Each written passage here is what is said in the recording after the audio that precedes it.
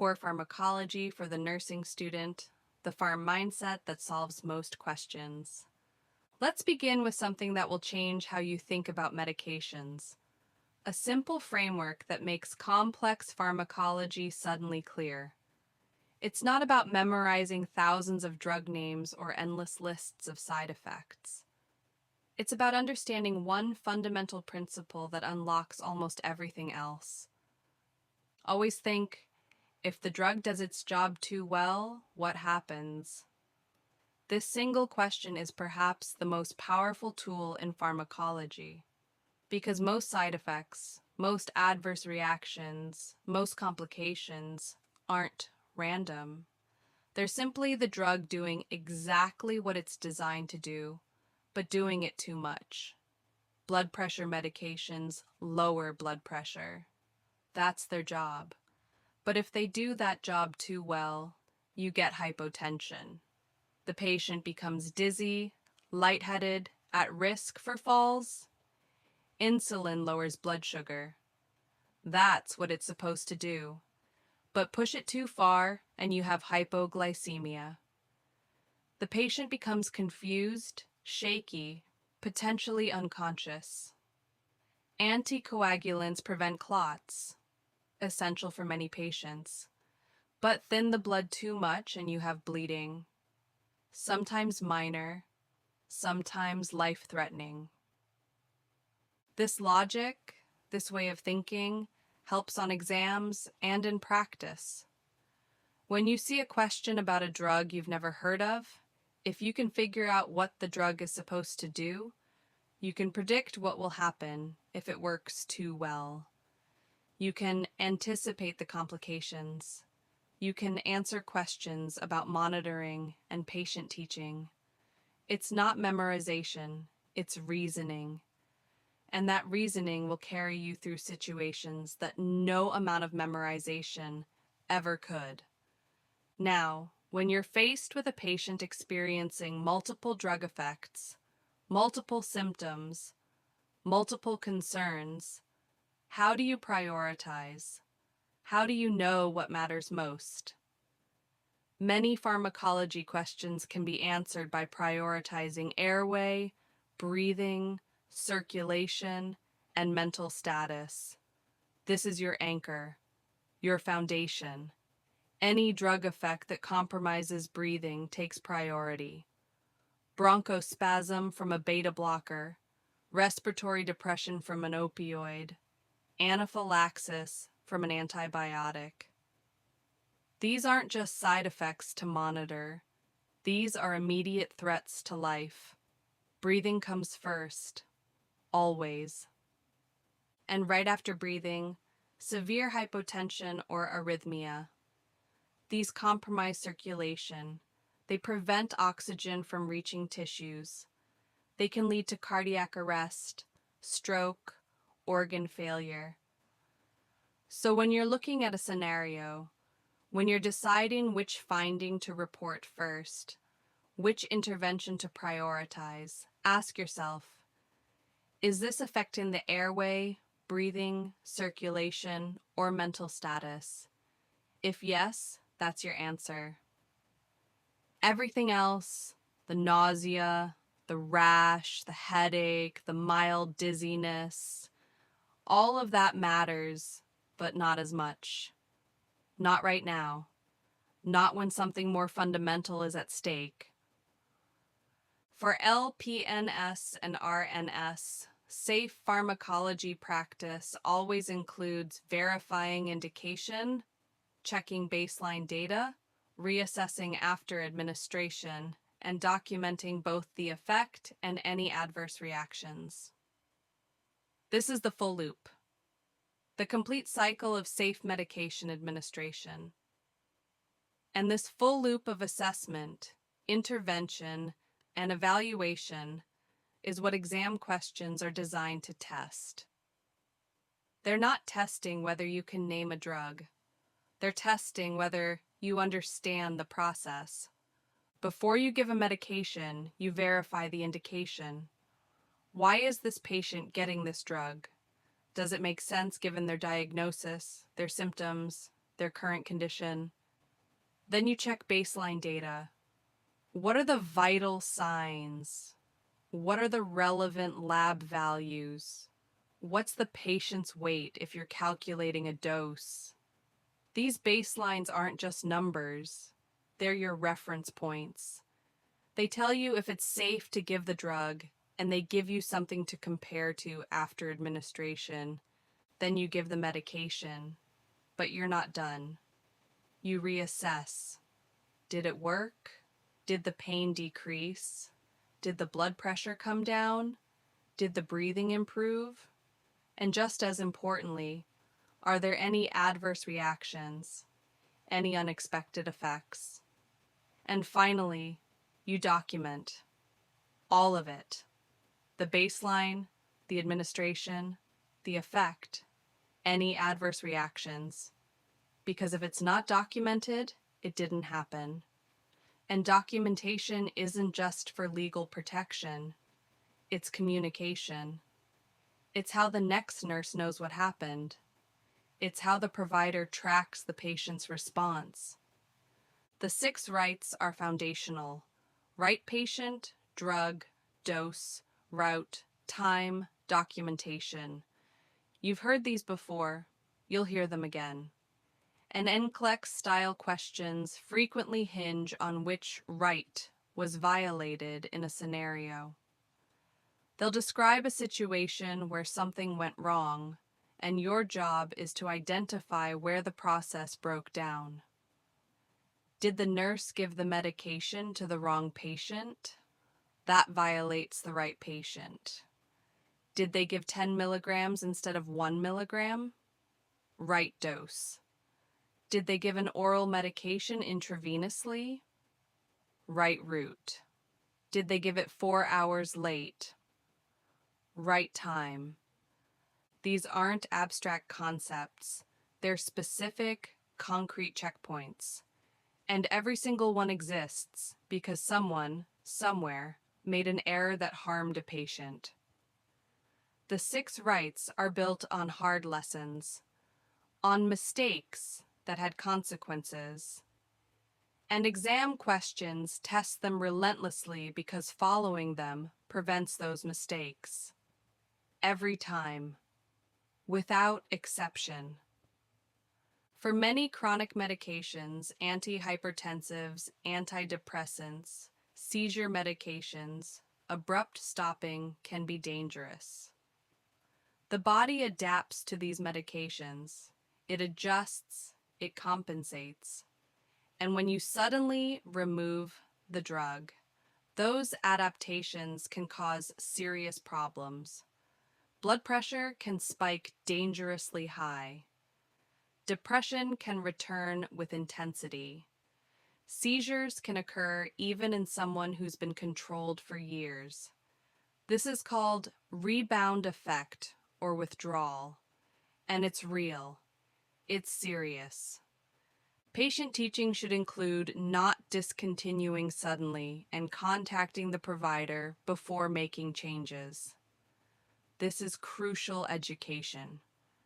Patients need to understand that even if they feel better, even if they think they don't need the medication anymore, they can't just stop. They need to talk to their provider. They need a plan for tapering if discontinuation is appropriate. And exam questions love this. They'll present a patient who says, "I stopped taking my medication because I felt fine." And you need to recognize the teaching opportunity, the safety concern, the potential for rebound effects. Schedule II drugs have high abuse potential and strict prescribing and handling rules. These are your controlled substances: opioids like morphine and oxycodone, stimulants like Adderall. They require special prescriptions. They have limits on refills. They must be counted, locked, and documented meticulously.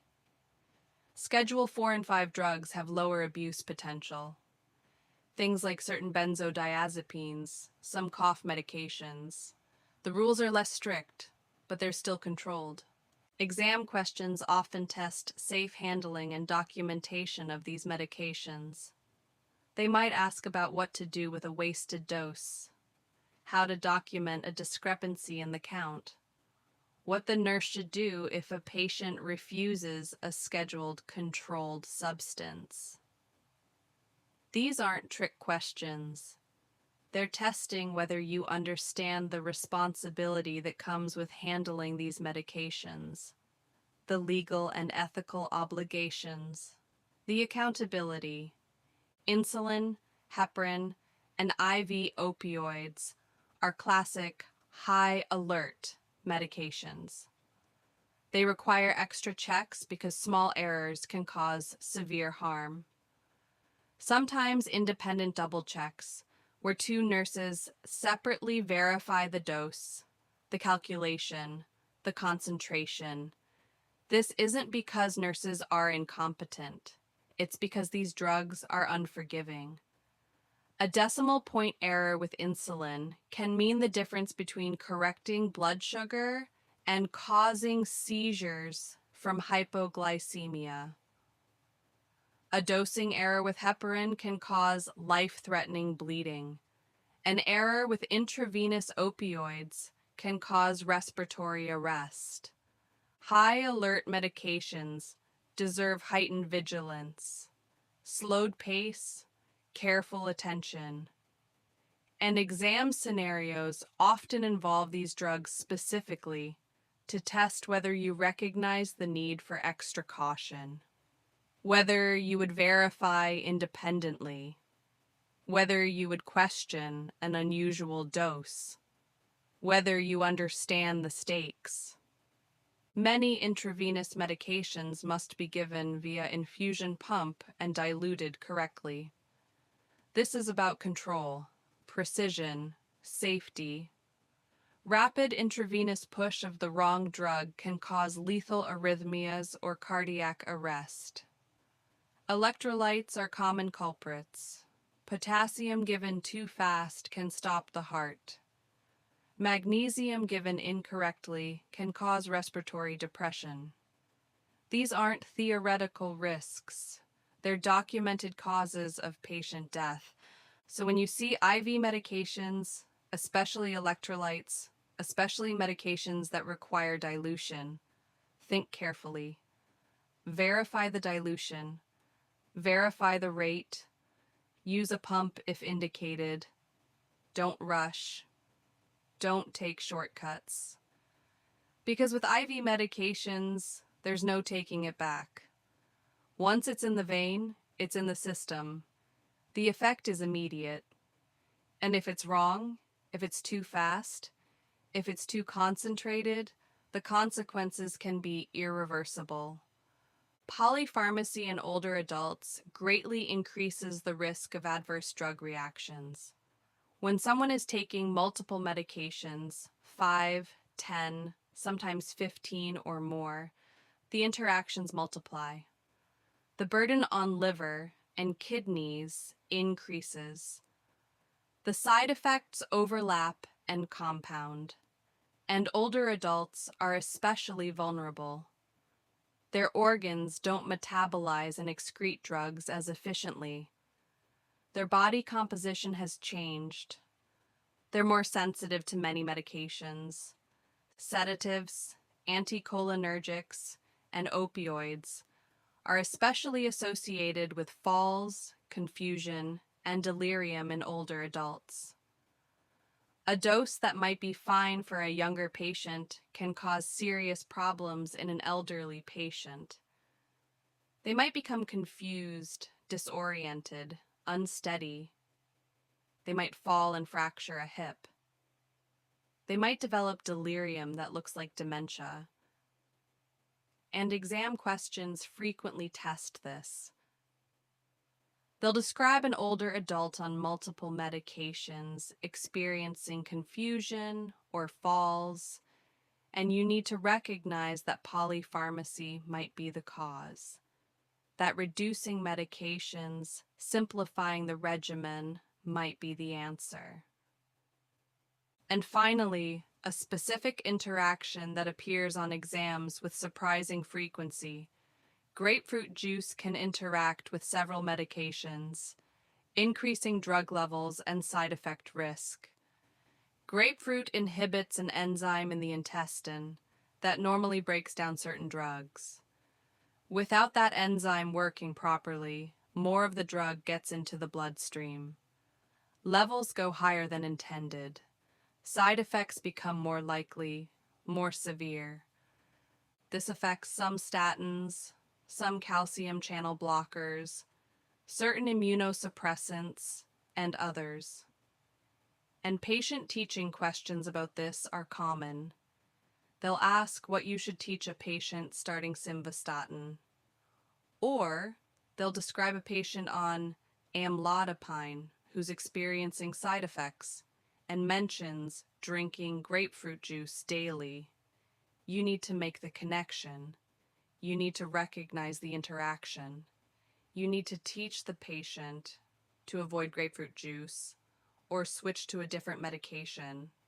So these are the foundations, the mindset, the framework.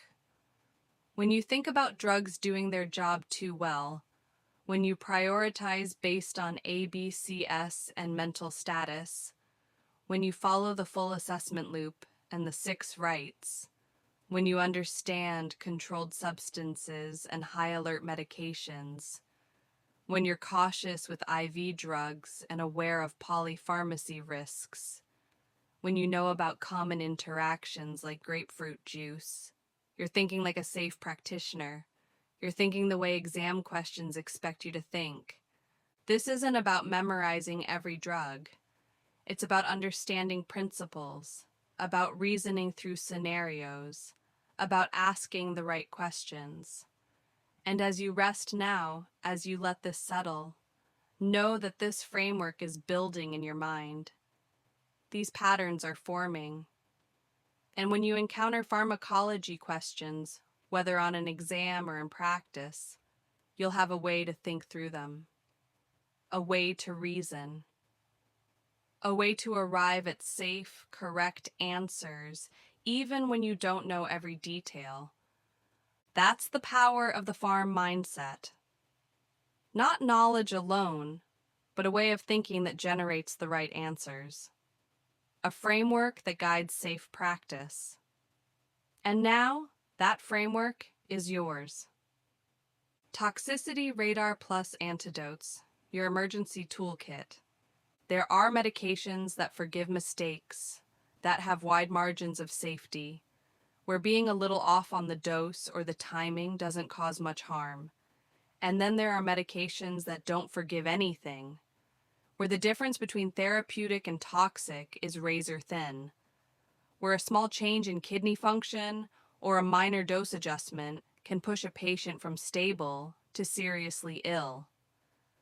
Some drugs have a narrow therapeutic range: lithium, digoxin, theophylline. These are classic examples. The dose that helps is close, sometimes dangerously close, to the dose that harms. And small dose changes or kidney issues can quickly lead to toxicity. Why kidney issues? Because the kidneys are responsible for eliminating these drugs. If the kidneys aren't working efficiently, the drug accumulates, levels rise, and suddenly what was a therapeutic dose yesterday is a toxic dose today. Priority nursing actions include monitoring levels, renal function, and early toxicity signs. You're watching the drug levels through blood tests, you're checking kidney function, looking at creatinine and BUN, and you're assessing the patient for early signs that something is wrong. GI upset, nausea, vomiting, diarrhea, these are often the first signals. Neuro changes, confusion, tremors, weakness.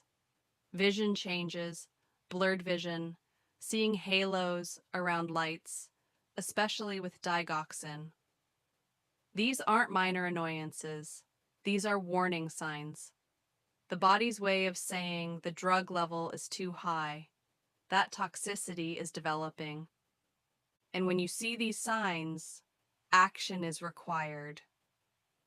For high-risk drugs, new confusion, vision changes, or arrhythmias are red flag clues for toxicity and usually require holding the dose and contacting the provider before giving more. This is about recognizing when to stop, when to pause, when continuing the medication could push the patient from early toxicity to serious harm. Exam questions love this scenario. They'll describe a patient on digoxin who reports seeing yellow halos, or a patient on lithium who's suddenly confused and tremulous, and they'll ask what you should do next. The answer isn't to give the next scheduled dose and document. The answer is to hold the medication and contact the provider, to recognize that something is wrong, that the drug level needs to be checked, that continuing could be dangerous.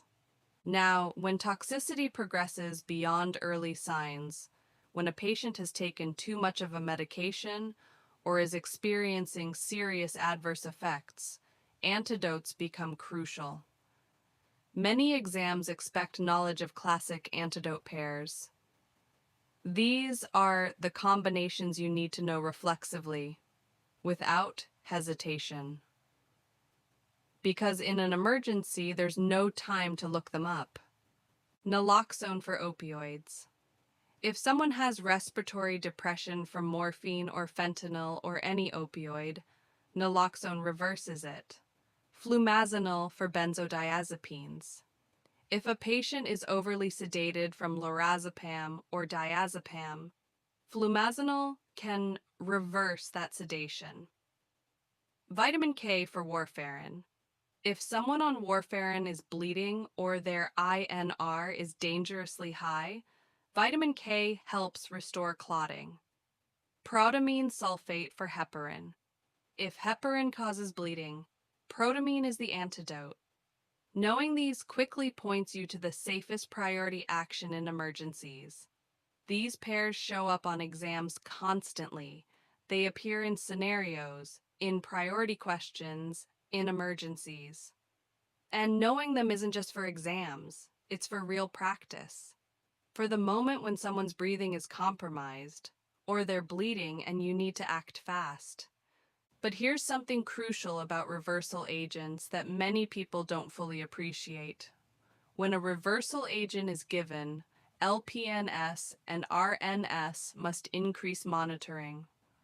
Airway, breathing, circulation, level of consciousness, and vital signs. Why?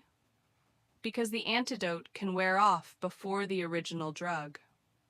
Naloxone, for example, has a shorter half-life than many opioids.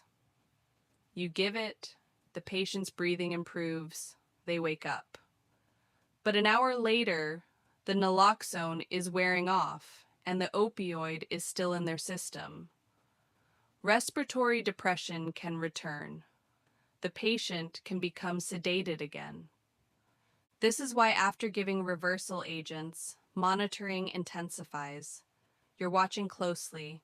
You're prepared to give more of the antidote if needed. You're not assuming that one dose fixed everything. You're treating it as a dynamic situation that requires ongoing assessment. And exam questions test this. They'll describe a patient who received naloxone and improved, then ask what the nurse should do next. The answer involves continued close monitoring because symptoms can return. Let's talk about specific drug classes and their toxicity patterns. Starting with one of the most commonly used and most dangerous, opioids, morphine, hydromorphone, oxycodone. These medications carry classic side effects: respiratory, depression, sedation, constipation, and risk of dependence. The respiratory depression is the life-threatening concern. Opioids suppress the brainstem's respiratory drive. They make breathing slower, shallower. In high doses or in sensitive patients, breathing can stop entirely. Always monitor respiratory rate and level of consciousness, not just before you give the dose, but after. You're looking for a respiratory rate below 12 in most adults.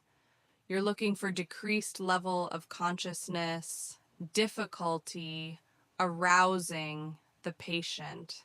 These are signs that the opioid dose is too high, that respiratory depression is developing. And when you see these signs, you hold further doses. You stay with the patient.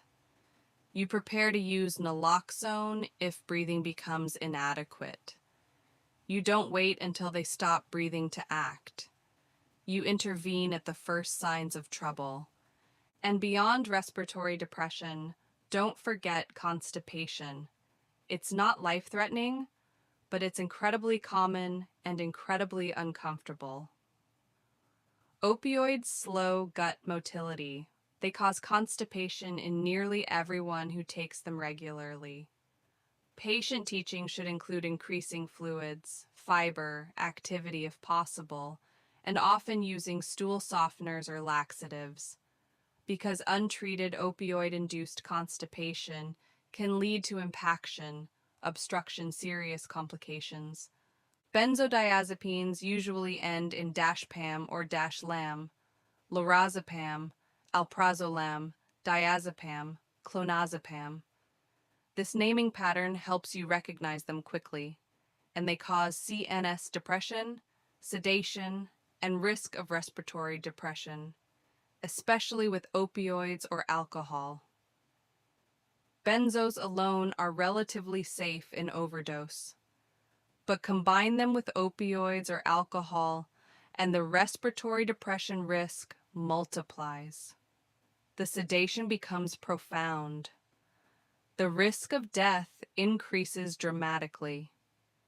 This is why you always assess what other medications or substances a patient is taking, why you ask about alcohol use, why you're cautious about combining sedating medications, and exam questions frequently present scenarios where a patient is on both a benzodiazepine and an opioid, then ask about priority monitoring.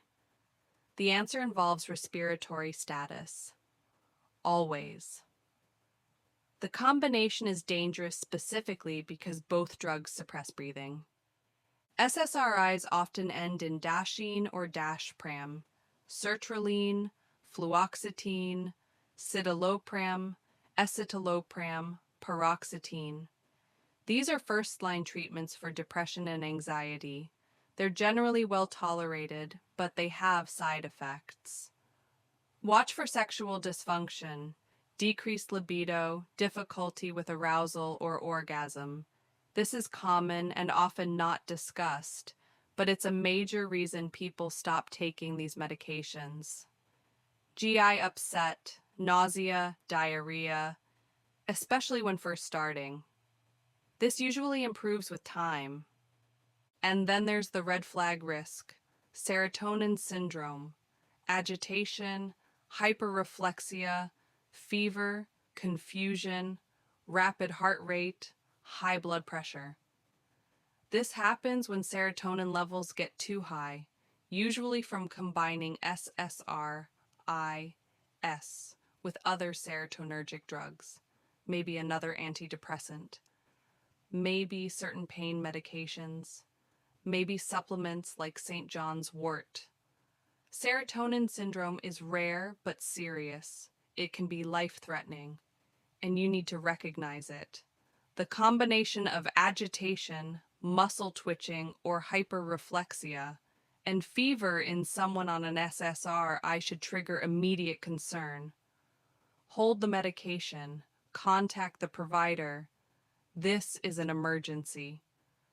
Tricyclic antidepressants often end in -triptyline or -ipramine. Amitriptyline, nortriptyline, imipramine, desipramine. These are older antidepressants, less commonly prescribed now because of their side effect profile and their danger in overdose. They can cause anticholinergic effects, dry mouth, blurred vision, constipation, urinary retention, confusion in older adults. They cause orthostatic hypotension, which means blood pressure drops when standing, increasing fall risk. They cause sedation, often significant. And they carry overdose cardiotoxicity risk. In overdose, tricyclics can cause serious arrhythmias, heart block, cardiac arrest. This is why they're not first line anymore. This is why you need to be cautious if you're administering them. Monitor for those anticholinergic effects. Teach patients to rise slowly to prevent falls from orthostatic hypotension. And if there's any concern about overdose or suicidal ideation, these medications become particularly risky because of their cardiac effects. Many local anesthetics end in minus cane. Lidocaine, bupivacaine, rapivacaine, mepivacaine. You'll see these used for local or regional anesthesia, for numbing before procedures, sometimes for cardiac arrhythmias, in the case of lidocaine. But systemic toxicity can cause CNS symptoms and cardiovascular collapse if absorbed in high amounts.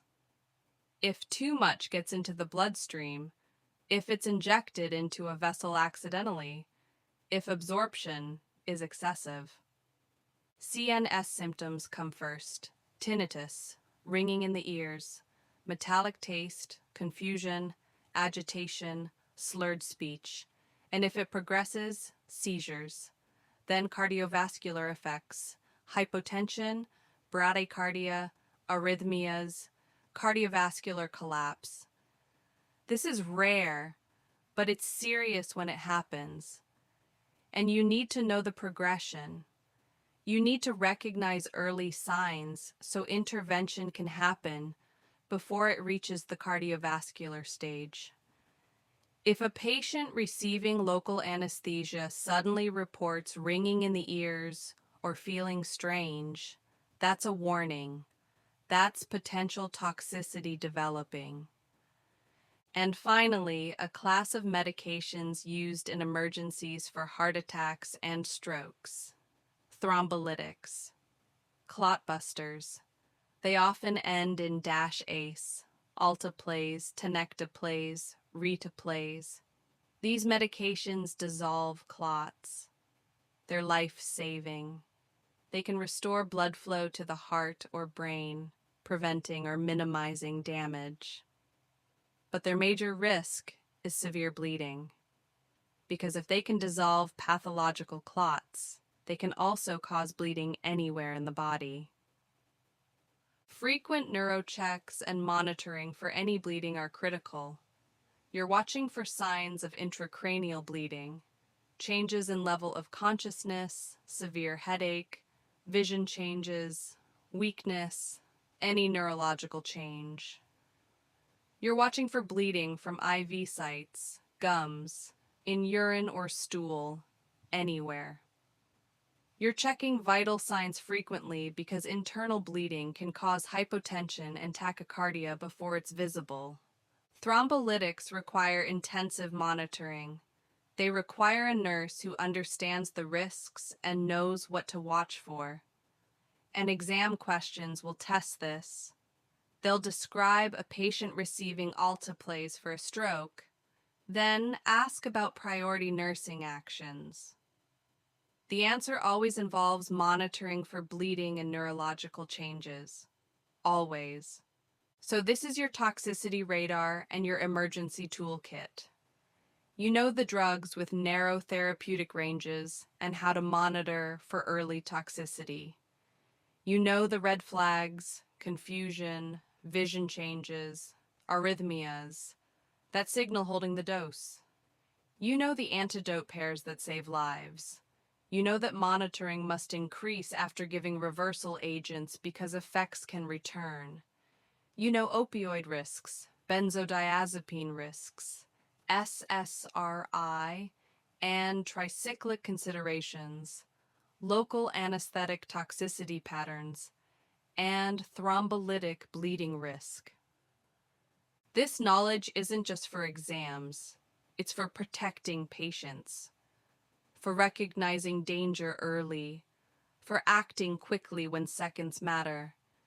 And as you rest now, as this information settles into your mind, know that you're building the pattern recognition that makes you a safe practitioner. The ability to see a symptom and think toxicity, to see a drug class and remember the antidote, to connect clinical findings with pharmacological causes. That's the radar. That's the toolkit. And now it's yours to use in practice and on exams to keep patients safe and to answer questions correctly. Rest now, knowing these patterns are forming, these connections are strengthening, and when you need them, they'll be there. Endocrine powerhouse, diabetes equals constant testing. Pharmacology exams love endocrine medications, especially diabetes medications. And there's a reason for this. Diabetes management is complex. It involves multiple drug classes. It requires careful monitoring. And the consequences of errors, both giving too much and too little, can be life-threatening. So if you're preparing for any nursing exam, if you're working in any clinical setting, mastering diabetes medications isn't optional. It's essential. Insulins are tested heavily. You need to know which are rapid, short, intermediate, and long-acting, plus onset, peak, and duration. This isn't just trivia. This is about understanding when the insulin starts working, when it reaches maximum effect, and how long it lasts. Because hypoglycemia risk is highest at peak times. That's when the insulin is working hardest to lower blood sugar. That's when a patient who hasn't eaten enough or who's exercised more than usual is most likely to become hypoglycemic. Rapid-acting insulins like Lispro, Aspart, Glulisine, they start working within 15 minutes, peak in about 1 to 2 hours, last 3 to 5 hours. You give these right before meals. Short-acting regular insulin starts working in 30 minutes to an hour, peaks in 2 to 4 hours, lasts 5 to 8 hours. Intermediate acting like NPH starts in 1 to 2 hours, peaks in 4 to 12 hours, lasts 12 to 18 hours. Long-acting like glargine or detamir provides steady background insulin with minimal peak, lasting up to 24 hours or more. Why does this matter? Because if you give rapid-acting insulin and the patient doesn't eat within 15 minutes, they're at risk for hypoglycemia. Because if a patient on NPH insulin is going to become hypoglycemic, it's most likely to happen during that peak period in the afternoon. If they took it in the morning, you need to anticipate. You need to know when to monitor most carefully. You need to teach patients when they're most at risk. Metformin is a first-line oral agent for type 2 diabetes. It's usually the first medication prescribed after lifestyle modifications. It works by decreasing glucose production in the liver and improving insulin sensitivity. Key concerns are GI upset and the rare risk of lactic acidosis. The GI upset, nausea, diarrhea, stomach discomfort, is common, especially when starting. It often improves with time or with taking the medication with food. Some people can't tolerate it and need alternatives. Lactic acidosis is rare but serious. It's a buildup of lactic acid in the blood that can be fatal. Risk factors include kidney disease, liver disease, heart failure, conditions that cause poor tissue perfusion. This is why metformin is usually held before contrast dye studies due to kidney injury risk. Contrast dye can temporarily impair kidney function, and if the kidneys aren't eliminating metformin properly, levels can build up, increasing lactic acidosis risk. So you hold metformin before the procedure and for a period after, checking kidney function before restarting. Sulfonylureas for diabetes often end in -IDE. Glipizide, glyburide, glympyride. These medications stimulate the pancreas to release more insulin. They're effective at lowering blood sugar, but the big nursing concern is hypoglycemia, because they're causing insulin release, regardless of whether glucose levels are high or low. If a patient takes their sulfonylurea and then doesn't eat, or eats less than usual, or exercises more than usual, they can become hypoglycemic. Patients should know symptoms like shakiness, sweating, and confusion. These are the warning signs. The body's response to low blood sugar. The sympathetic nervous system activating to try to raise glucose levels. If caught early, if treated with fast-acting carbohydrates like juice or glucose tablets, hypoglycemia resolves quickly. But if missed, if it progresses, confusion worsens, the patient can lose consciousness, have seizures, potentially die. So teaching is crucial. Patients need to recognize these symptoms. They need to know to check their blood sugar if they feel this way. They need to know how to treat it.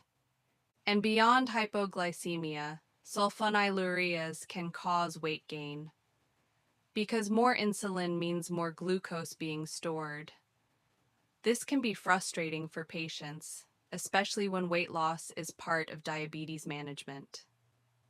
But understanding why it happens, setting realistic expectations, adjusting diet and activity, all of this helps patients manage successfully despite this side effect. Now let's shift to cardiovascular medications because they connect to endocrine function in important ways. Beta blockers usually end in -LOL. Metoprolol, propranolol, atenolol, carvedilol. These medications block beta receptors, which are activated by adrenaline and noradrenaline. They're used for high blood pressure, heart failure, arrhythmias, angina, even migraine prevention and anxiety. Watch for bradycardia, hypotension, fatigue. Beta blockers slow the heart rate. That's often therapeutic, but it can go too low. You're checking heart rate before giving each dose. If it's below 50 or 60, depending on your facility's parameters, you hold the dose and contact the provider. Hypotension is similar. Blood pressure drops, which is the goal, but not too much. Fatigue is common because beta blockers reduce the body's ability to respond to physical demands. Patients often feel more tired, less able to exercise at their previous intensity. And here's a critical point for diabetic patients. Beta blockers can mask hypoglycemia symptoms. Remember those symptoms of low blood sugar, shakiness, sweating, rapid heartbeat. Those are caused by the sympathetic nervous system, and beta blockers block that system. So a diabetic patient on a beta blocker might not feel the usual warning signs of hypoglycemia. They might go from feeling fine to confused or unconscious without the typical early symptoms. This is why diabetic patients on beta blockers need to check their blood sugar more frequently. They can't rely on symptoms alone. Many corticosteroids end in -sone or -lone. Prednisone, methylprednisolone, dexamethasone, prednisolone. These are powerful anti-inflammatory and immunosuppressant medications. They're used for asthma, autoimmune diseases, allergic reactions, inflammatory conditions, and many other situations. But long-term risks include immunosuppression, hyperglycemia, osteoporosis, mood changes, and adrenal suppression. Immunosuppression means increased infection risk. The body's immune response is dampened. Patients need to avoid sick contacts, report signs of infection immediately. Hyperglycemia happens because corticosteroids increase blood sugar. A diabetic patient's glucose control can become much more difficult. Even non-diabetic patients can develop elevated glucose on long-term steroids. Osteoporosis develops because steroids affect calcium absorption and bone formation. Long-term users often need calcium and vitamin D supplementation, bone density monitoring. Mood changes can be significant. Euphoria, irritability, anxiety, depression, even psychosis at high doses. Patients and families need to be warned, and adrenal suppression is perhaps the most dangerous long-term effect. The body's natural cortisol production decreases because the synthetic steroid is providing it. If you suddenly stop the medication, the adrenal glands can't respond quickly enough. The patient can go into adrenal crisis, severe hypotension, shock, potentially death. So tapering is important.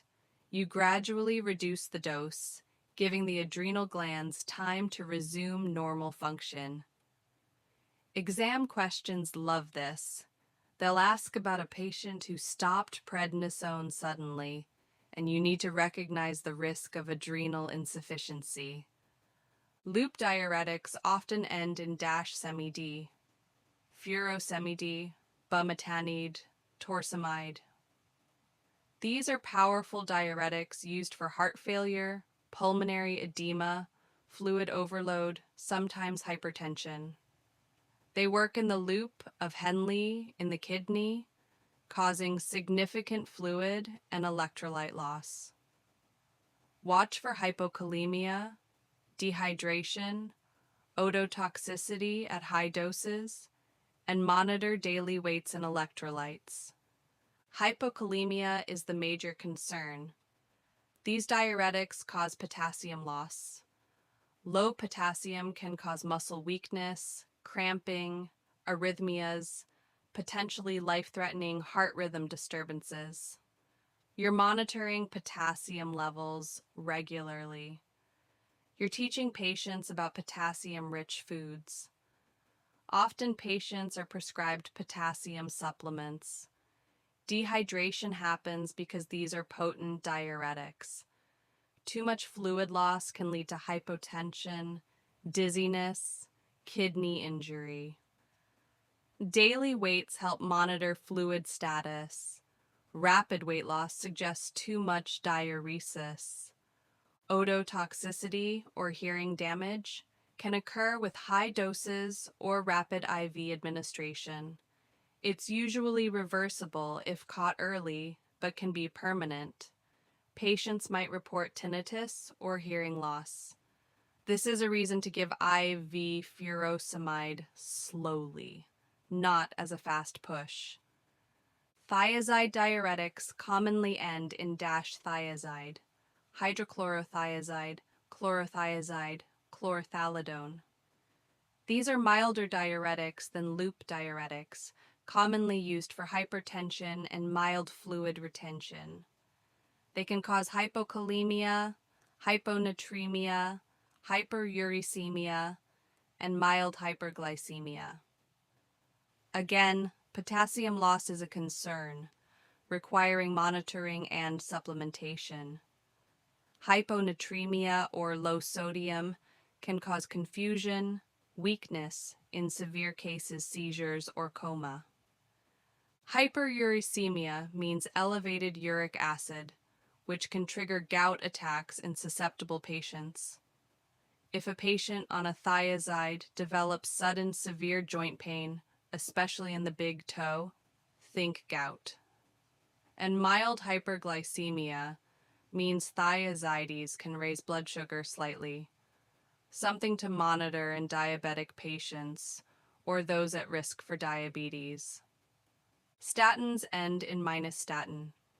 Atorvastatin, simvastatin, rosuvastatin, pravastatin. These medications lower cholesterol, specifically LDL cholesterol, reducing cardiovascular risk. They're widely prescribed, generally well tolerated, but have important side effects to monitor. Monitor for muscle pain or weakness, myopathy, rhabdomyolysis, and liver function issues. Myopathy is muscle pain or weakness. Most people on statins don't experience this, but some do. In severe cases, it can progress to rhabdomyolysis, where muscle breaks down and releases proteins into the bloodstream that can damage the kidneys. If a patient on a statin reports muscle pain, weakness, dark urine, you take it seriously. You check labs, creatine kinase, kidney function. You contact the provider. The medication may need to be stopped.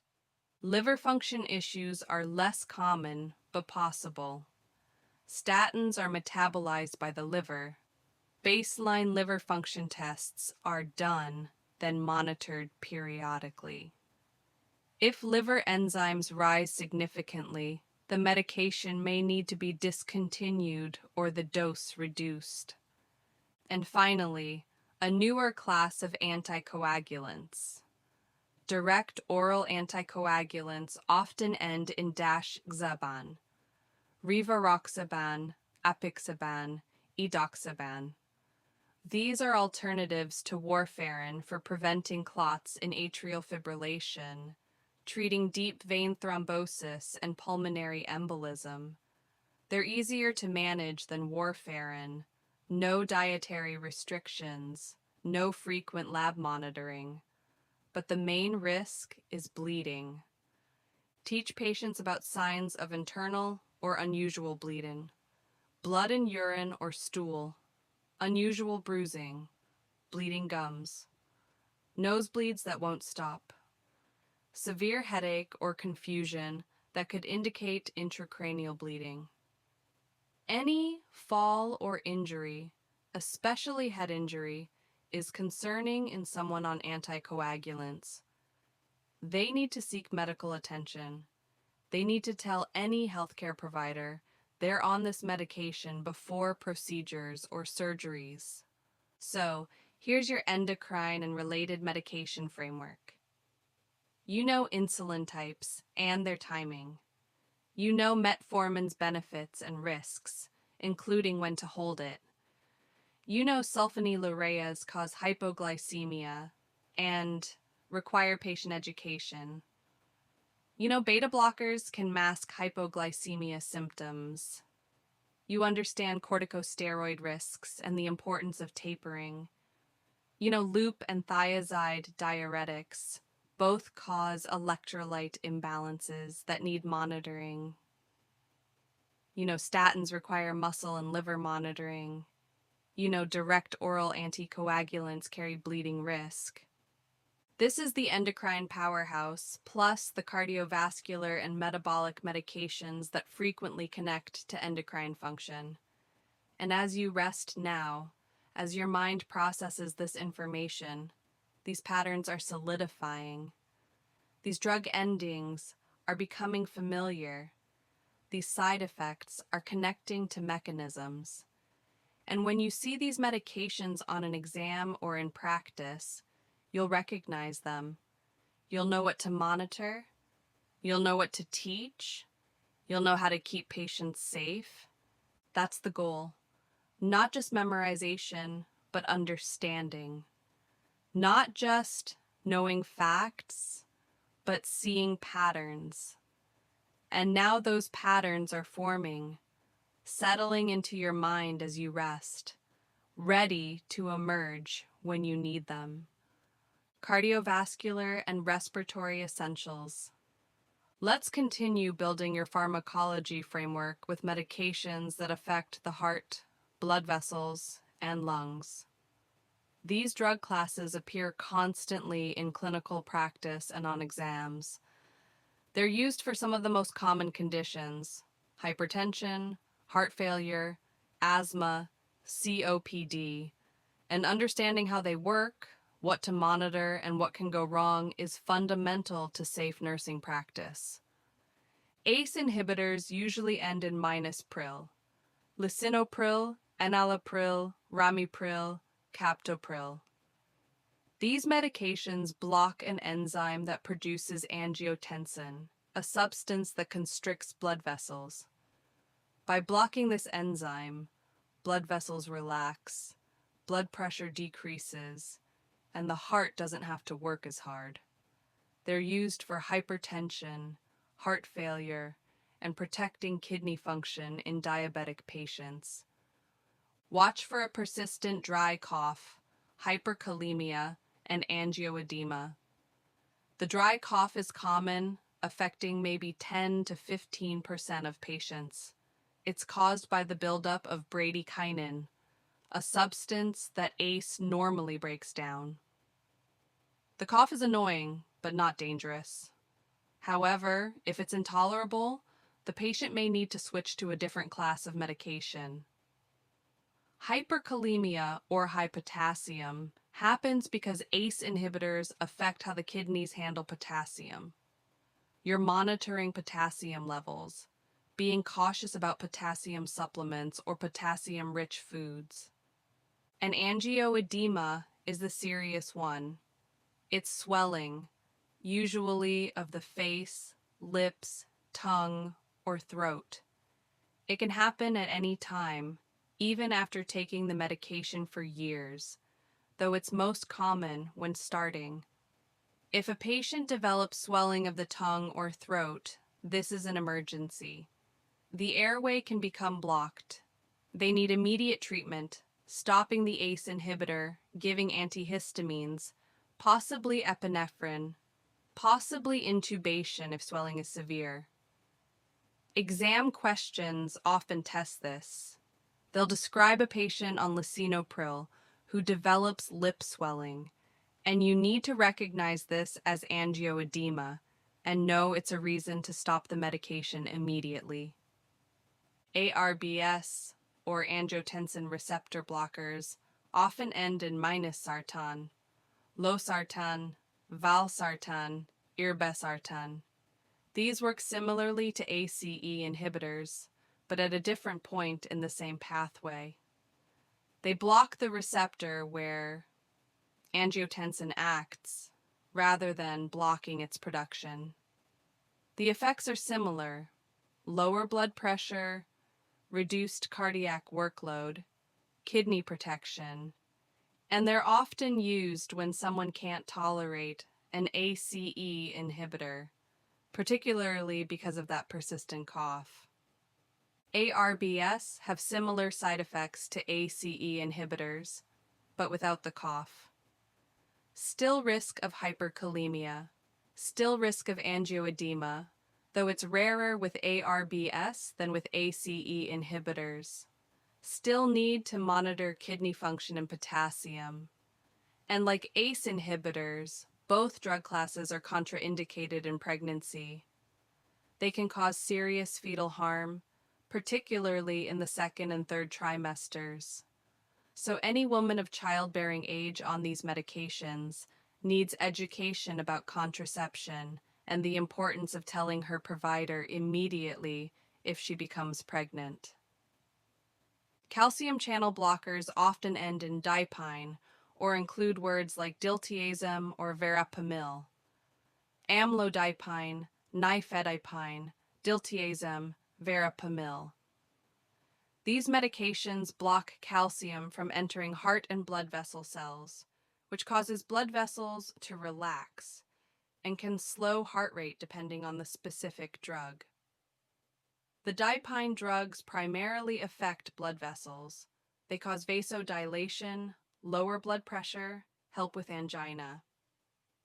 Side effects include peripheral edema, especially ankle swelling, headache, and flushing. Diltiazem and verapamil affect both blood vessels and the heart. They slow heart rate and reduce the force of contractions, making them useful for certain arrhythmias, as well as blood pressure and angina. But watch for bradycardia and hypotension. You're checking heart rate and blood pressure before giving these medications. If heart rate is too low or blood pressure is too low, you hold the dose and contact the provider. And be cautious about combining them with beta blockers, as both slow heart rate. Together, they can cause severe bradycardia. Nitrates include nitroglycerin and isosorbide. These medications dilate blood vessels, particularly veins, which reduces the amount of blood returning to the heart and decreases the heart's workload. Nitroglycerin is used for acute angina, chest pain from inadequate blood flow to the heart muscle. It comes as sublingual tablets or spray that work within minutes. Patients experiencing chest pain take one dose, wait 5 minutes, and if pain persists, take another. Up to 3 doses, 5 minutes apart. If pain continues after 3 doses, they need emergency care. This could be a heart attack, not just angina. Key teaching points: store nitroglycerin in a cool, dark place because it degrades with light and heat. Replace it regularly because it loses potency over time. It should cause a tingling sensation under the tongue when you take it. That's a sign. It's still active. And expect a headache. Nitroglycerin dilates blood vessels everywhere, including in the brain, causing headaches in most people. This is unpleasant, but not dangerous. Some people take a mild pain reliever, but the headache usually lessens with continued use. Also, watch for orthostatic hypotension. Because nitrates dilate vessels, blood pressure can drop, especially when standing. Patients should sit or lie down when taking nitroglycerin for chest pain, and never combine nitrates with medications for erectile dysfunction like sildenafil. Both cause vasodilation, and together they can cause life-threatening hypotension. Antiarrhythmics are a diverse group.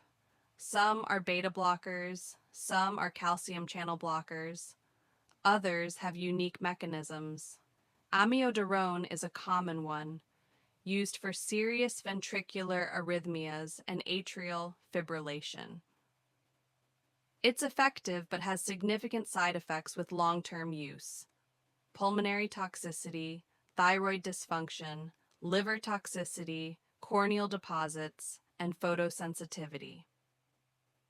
Patients on amiodarone need regular monitoring: chest x-rays or pulmonary function tests, thyroid function tests, liver function tests, eye exams. They need to use sunscreen and protective clothing because of photosensitivity. If a patient on amiodarone develops shortness of breath or cough, this could be pulmonary toxicity and needs immediate evaluation. This is serious, potentially fatal if not caught early. Exam questions sometimes test this. A patient on amiodarone reports new respiratory symptoms, and you need to recognize this as a potential serious side effect requiring provider notification. Now let's talk about respiratory medications. Bronchodilators are key for asthma and COPD. Short-acting beta agonists, or SABAS, often end in terol. Albuterol is the classic example. These are rescue inhalers.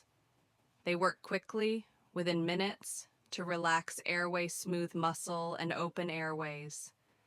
Patients use them for acute symptoms: wheezing, shortness of breath, chest tightness. Side effects include tachycardia, tremor, and nervousness. These are beta receptor effects. The heart rate increases, hands shake, patients feel jittery. This is normal and usually tolerable, but if someone is using their rescue inhaler frequently, more than twice a week for symptom relief, their asthma isn't well controlled. They need their controller medications adjusted.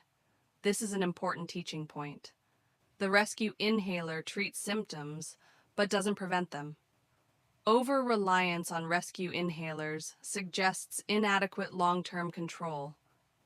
Long-acting beta agonists, or LABAs, include salmeterol and formoterol.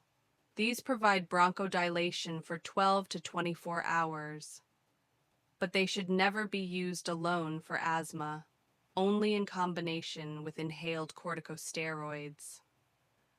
There's a black box warning about increased asthma-related deaths when LABAs are used without corticosteroids. The bronchodilation can mask worsening inflammation, leading to serious exacerbations. So LABAs are always paired with inhaled steroids in asthma management. Inhaled corticosteroids, like fluticasone, budesonide, and beclomethasone, are controller medications for asthma. They reduce inflammation in the airways, preventing symptoms rather than treating acute symptoms. They're taken daily, whether the patient has symptoms or not, and they don't work immediately. It takes days to weeks to see full benefit. Key teaching: rinse mouth after each use to prevent oral thrush and hoarseness. The steroid can sit on the mouth and throat, promoting fungal growth. Rinsing washes it away. Also, these are preventive. Patients sometimes stop taking them when they feel better, not understanding that the medication is why they feel better. They need education about consistent use, even when asymptomatic. Anticholinergics for respiratory use include ipratropium and tiotropium. These block acetylcholine receptors in the airways, causing bronchodilation. They're used for COPD, sometimes for asthma. Ipratropium is short-acting, often combined with albuterol. Tiotropium is long-acting, taken once daily. Side effects are anticholinergic, dry mouth, urinary retention in susceptible patients, and caution in patients with narrow-angle glaucoma, as anticholinergics can increase intraocular pressure. Leukotriene modifiers, like montelukast, are oral medications for asthma and allergies. They block leukotrienes, inflammatory substances that cause airway constriction and inflammation. They're taken daily, usually at night. They're generally well tolerated, but there's been concern about neuropsychiatric effects: depression, anxiety, suicidal thoughts, behavior changes. The FDA added a black box warning. Patients and families should be aware. If mood or behavior changes occur, the medication should be stopped and the provider notified. So here's your cardiovascular and respiratory framework. ACE inhibitors end in -pril, cause cough and risk angioedema. ARBs end in -sartan, are alternatives without the cough. Calcium channel blockers relax vessels and, sometimes, slow heart rate. Nitrates treat angina but cause headaches and hypotension. Amiodarone treats arrhythmias but needs careful, long-term monitoring. SABAs are rescue inhalers with cardiac side effects. LABAs need inhaled steroids in asthma. Inhaled steroids prevent symptoms and require mouth rinsing. Anticholinergics cause dry mouth and urinary retention. Montelukast has neuropsychiatric warnings. These patterns, these drug endings, these side effects, they're the foundation of safe medication management for cardiac and respiratory patients. And as you rest now, as your breathing slows and deepens, these connections are forming in your mind. These patterns are settling in. And when you encounter these medications, whether in an exam question or at a patient's bedside, you'll recognize them. You'll know what they do. You'll know what to watch for. You'll know how to keep patients safe. Rest now, knowing this knowledge is building, layer by layer, becoming part of how you think about medications and patient care. Blood pressure plus heart, the vitals class. When you're working with medications that affect the heart and blood vessels, you're working with the vital signs themselves. Blood pressure, heart rate. These aren't just numbers on a monitor, they're direct reflections of how well the cardiovascular system is functioning. And the medications in this class have the power to improve cardiovascular function dramatically, but also to cause serious problems if not monitored carefully. We've already touched on ACE inhibitors, but let's go deeper. ACE inhibitors end in -pril. Lisinopril, enalapril, ramipril, benazepril. When you see that -pril ending, you know immediately what class you're dealing with. And with that comes a set of knowledge you can apply. Big exam side effects are dry cough, hyperkalemia, and rare but serious angioedema. These 3 side effects appear over and over in test questions because they're clinically significant and because recognizing them determines safe practice. The dry cough affects maybe 1 in 10 patients. It's persistent. It's annoying. It doesn't respond to cough suppressants because it's not from irritation or infection. It's from the buildup of bradykinin that ACE normally breaks down. Patients often describe it as a tickle in the throat that won't go away. And the only solution is switching to a different medication, usually an ARB. This isn't dangerous, but it's a quality of life issue that can affect adherence. Hyperkalemia is more concerning. Potassium levels rise because ACE inhibitors affect the renin-angiotensin-aldosterone system, which regulates potassium excretion. Normal potassium is roughly 3.5 to 5. When it rises above 5.56, higher, you start seeing cardiac effects. EKG changes. Risk of dangerous arrhythmias. So you're monitoring potassium levels regularly, especially when starting the medication or changing the dose. And especially in patients with kidney disease who are already at risk for hyperkalemia. And angioedema, though rare, is the one that can kill. Swelling of the lips, tongue, face, throat. It can happen within hours of the first dose or after years of taking the medication. The airway can become compromised. This is why any patient reporting facial swelling, tongue swelling, difficulty swallowing, or throat tightness on an ACE inhibitor needs immediate evaluation. The medication needs to be stopped. This is not something you monitor and see if it gets worse. This is an emergency. ARBS usually end in -sartan. Losartan, valsartan, irbesartan, candesartan. They work on the same system as ACE inhibitors, but at a different point. They block the receptor where angiotensin acts, rather than preventing its formation. They lower blood pressure with less cough than ACE inhibitors, but can still cause hyperkalemia and rarely angioedema. The cough is much less common, which is why ARBs are often the next choice when someone can't tolerate an ACE inhibitor. But don't assume ARBs are completely safe from angioedema.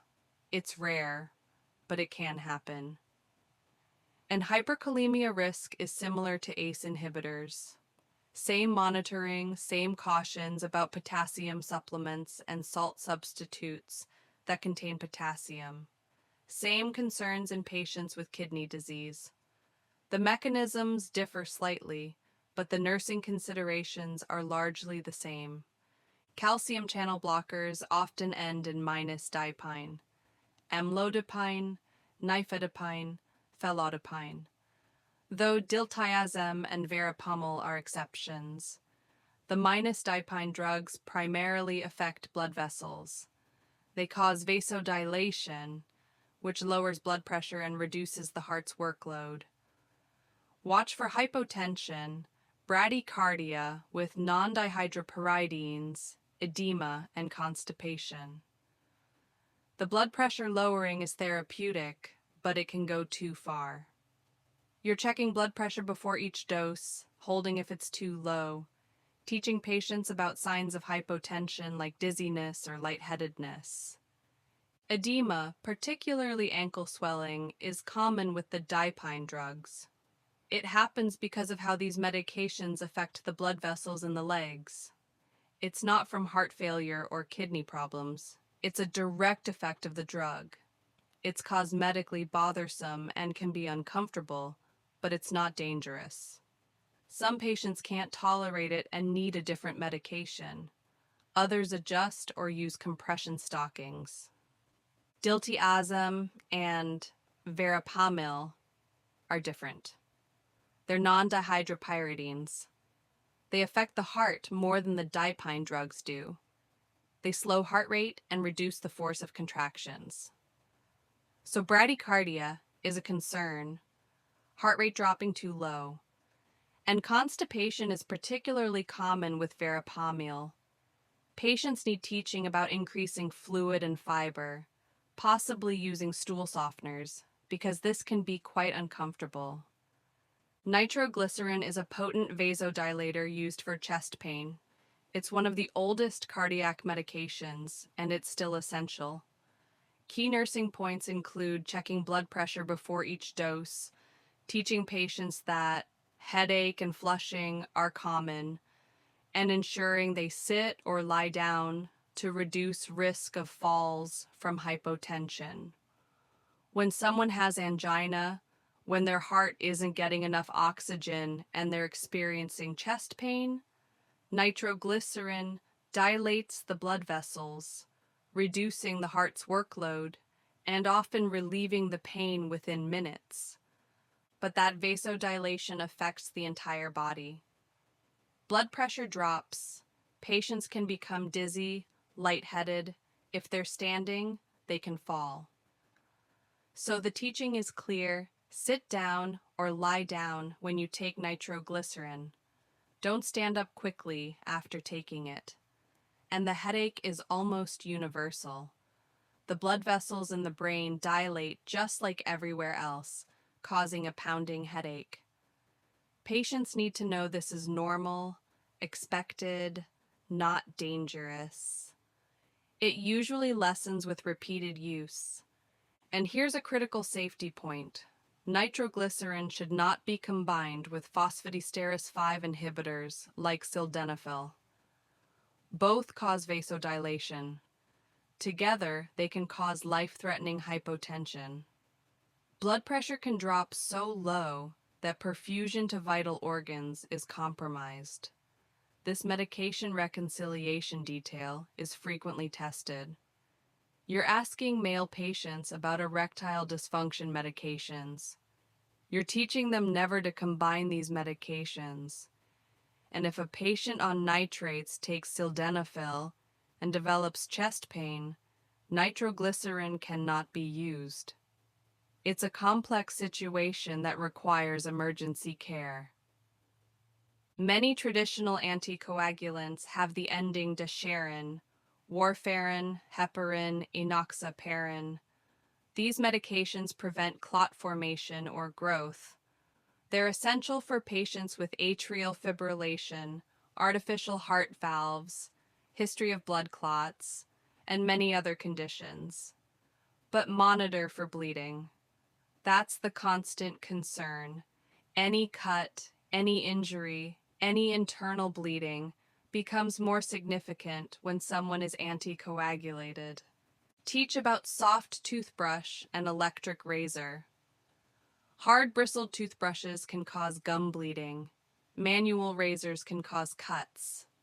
These seem like minor issues, but in someone on anticoagulation, they're sources of unnecessary bleeding.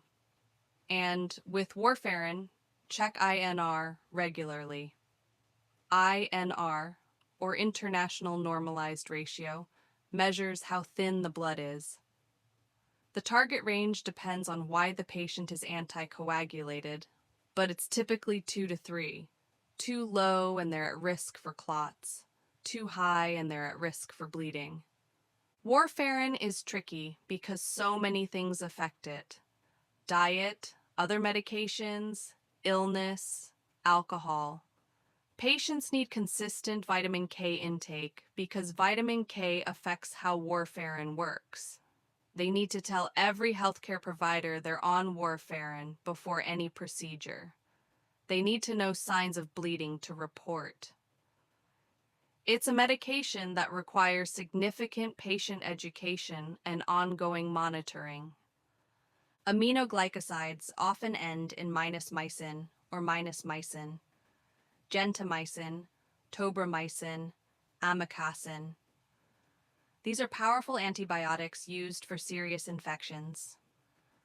Major toxicities are nephrotoxicity and ototoxicity, so kidney function and hearing changes are key assessments. These drugs can damage the kidneys.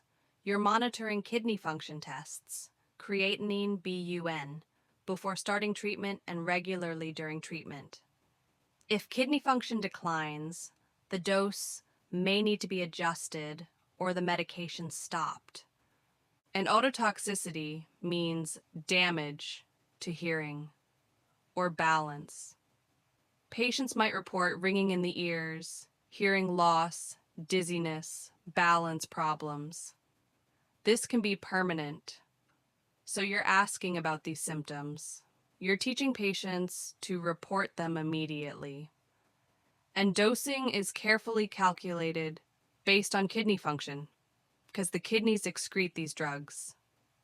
If kidney function is impaired, the drug accumulates and toxicity risk increases.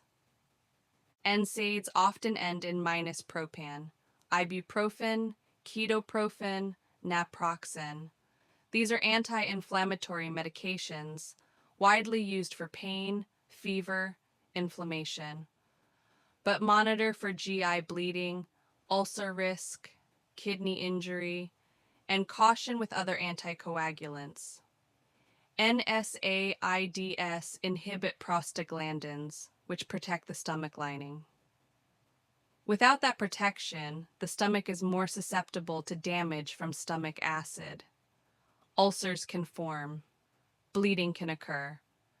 Patients at high risk, older adults, those with history of ulcers, those on other medications that affect bleeding, often take a proton pump inhibitor or misoprostol to protect the stomach.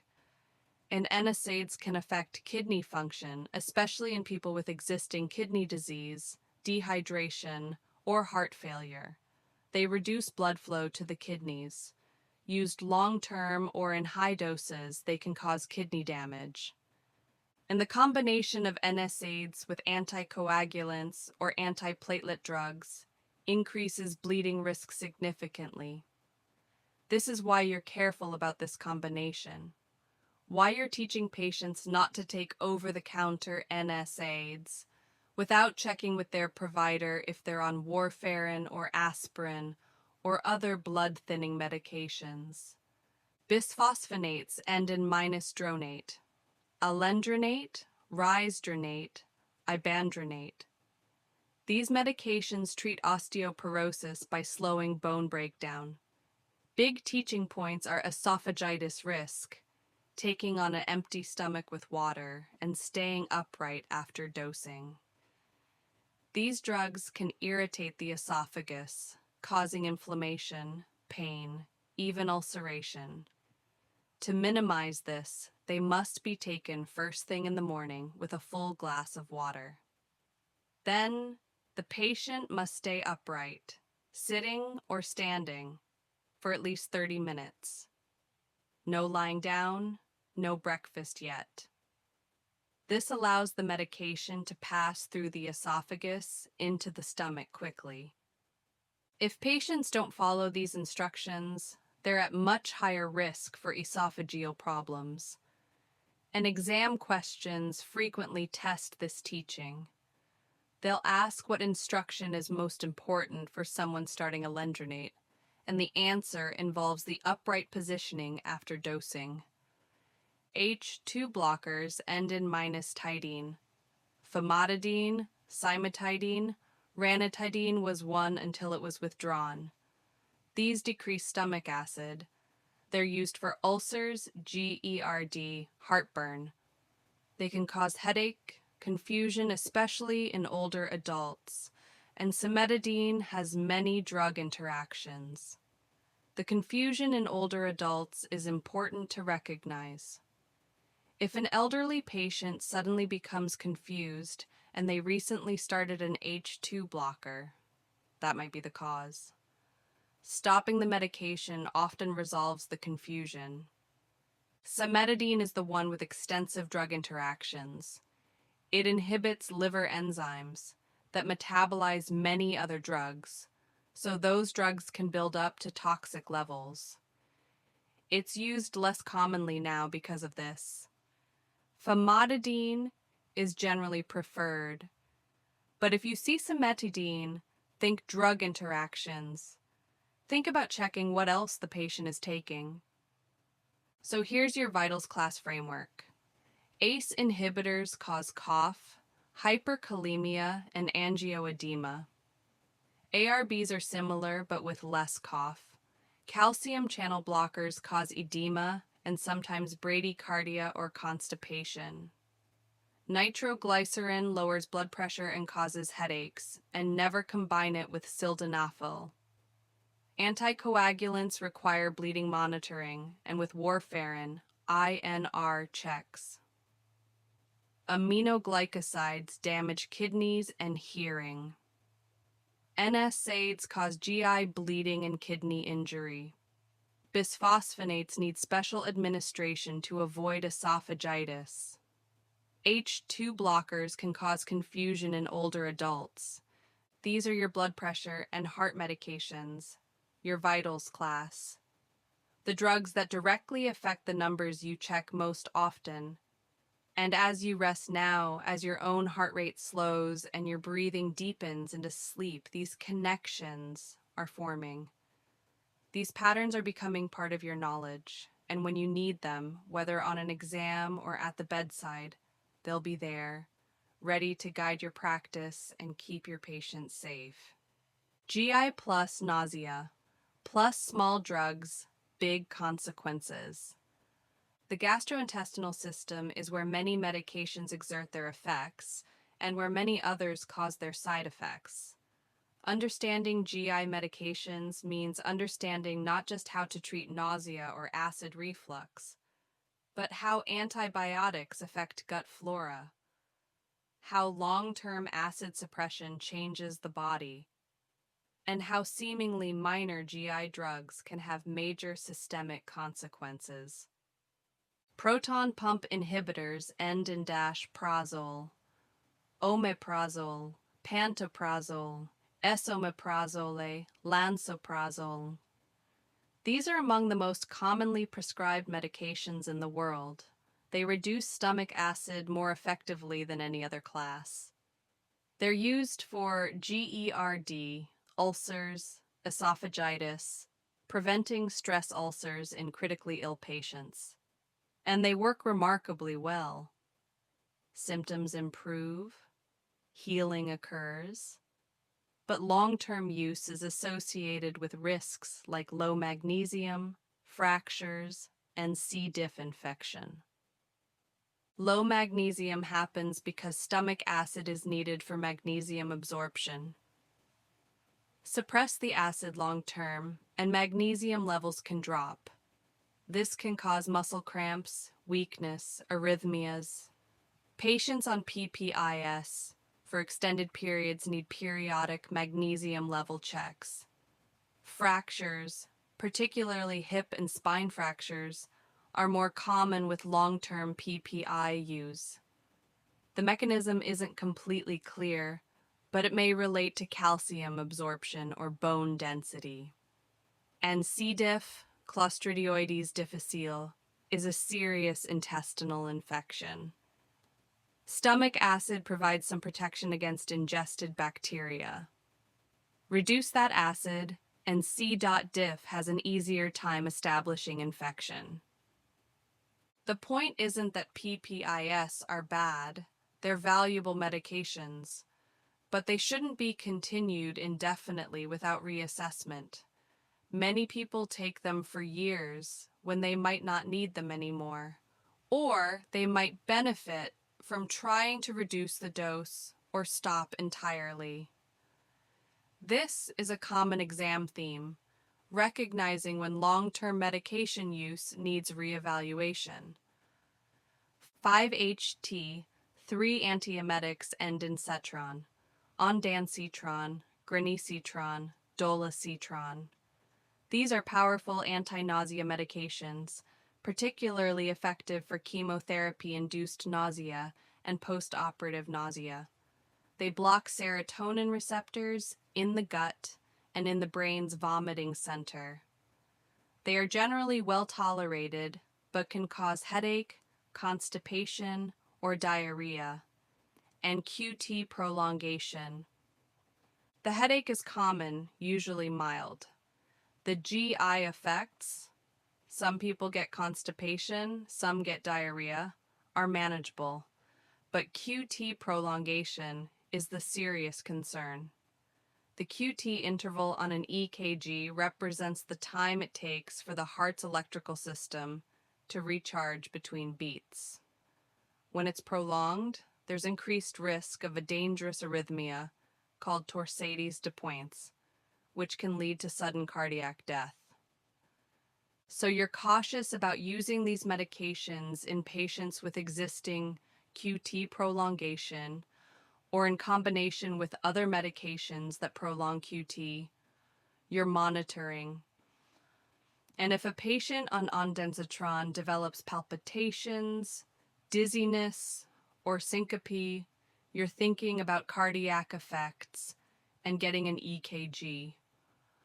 Fluoroquinolones end in -FLOXACIN, ciprofloxacin, levofloxacin, moxifloxacin. These are broad-spectrum antibiotics, effective against many bacteria. They're used for UTIS, respiratory infections, skin infections, many others. But important risks include tendon rupture, QT prolongation, and photosensitivity. So patients should report tendon pain and avoid excess sun. Tendon rupture, particularly Achilles tendon rupture, is a black box warning. It can happen without warning. Someone is walking normally, and suddenly their Achilles tendon snaps. Risk is higher in older adults, people on corticosteroids, people with kidney disease, but it can happen to anyone. So patients need to know, if you develop tendon pain, particularly in the heel or back of the ankle, stop the medication and contact your provider immediately. Don't wait. Don't push through the pain. This is serious. QT prolongation is another concern, similar to what we discussed with ondansetron. And photosensitivity means the skin burns more easily in the sun. Patients need to use sunscreen, wear protective clothing, limit sun exposure while on fluoroquinolones and for a few days after finishing them. Cephalosporins often start with CF or Ceph, cefazoline, cephalexin, ceftriaxone, cefepime. These are beta-lactam antibiotics related to penicillins. They're used for a wide range of infections. Watch for allergy, especially if penicillin allergic, GI upset, and risk of C. diff infection. About 10% of people allergic to penicillin are also allergic to cephalosporins. It's called cross-reactivity, so you're always asking about penicillin allergy before giving a cephalosporin. If someone had a mild rash with penicillin, a cephalosporin might be okay with careful monitoring. But if they had anaphylaxis, airway swelling, severe reaction, you don't give a cephalosporin without provider discussion and very careful consideration. It's not an absolute contraindication for all cephalosporins, but it requires caution. GI upset is common with cephalosporins, nausea, diarrhea, and like many antibiotics, they can disrupt normal gut flora, allowing C. diff to overgrow. If a patient on a cephalosporin develops diarrhea, particularly if it's frequent, watery, contains blood, or is accompanied by fever or abdominal pain, think C. diff. Don't just treat the diarrhea symptomatically. This needs testing and potentially specific antibiotic treatment for C. diff. Penicillin-type antibiotics end in -cillin. Amoxicillin, ampicillin, penicillin, piperacillin. These are among the oldest antibiotics, still widely used because they're effective and generally safe.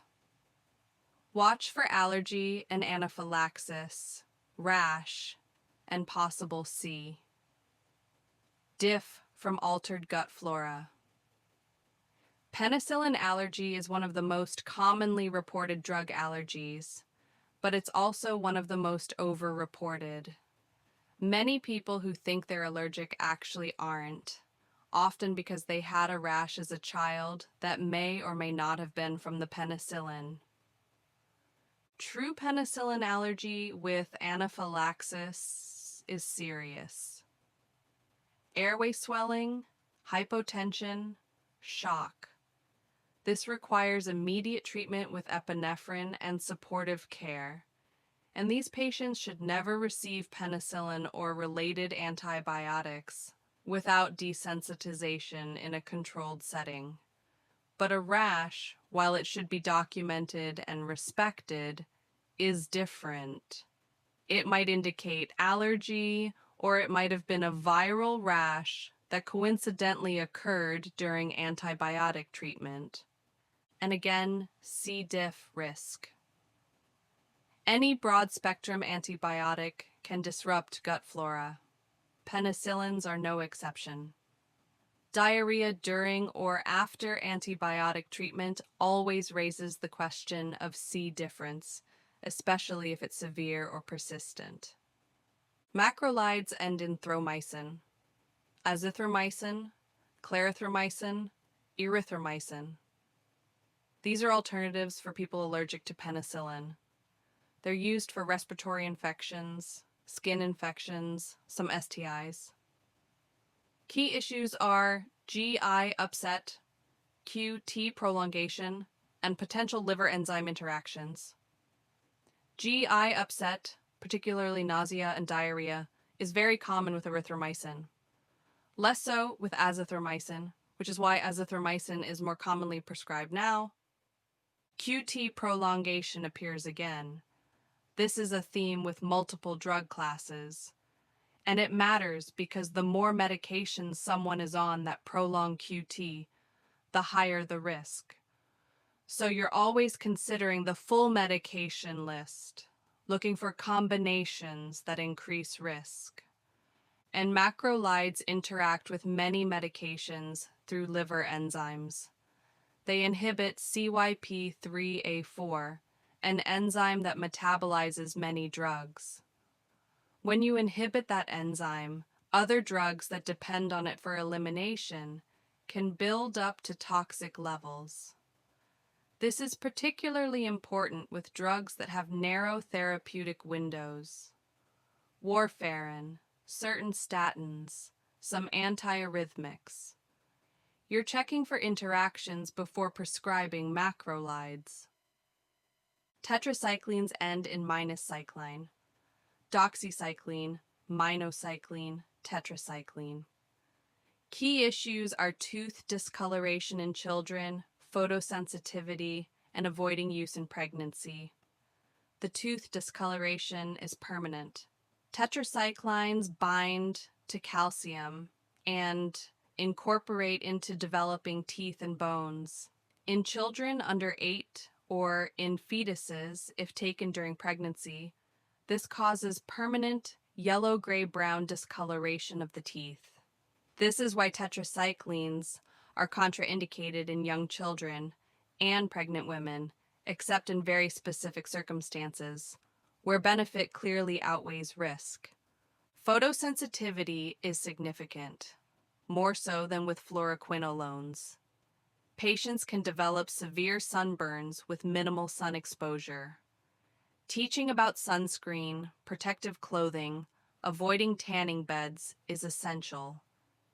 And tetracyclines shouldn't be taken with dairy products, calcium supplements, antacids containing calcium or magnesium, or iron supplements. These bind to the antibiotic and prevent absorption. Take tetracyclines on an empty stomach with a full glass of water, separated from these products by at least 2 hours. Systemic antifungals end in -azole, fluconazole, ketoconazole, itraconazole, voriconazole. These treat serious fungal infections, monitor for hepatotoxicity, GI upset, and important drug-drug interactions via liver enzymes.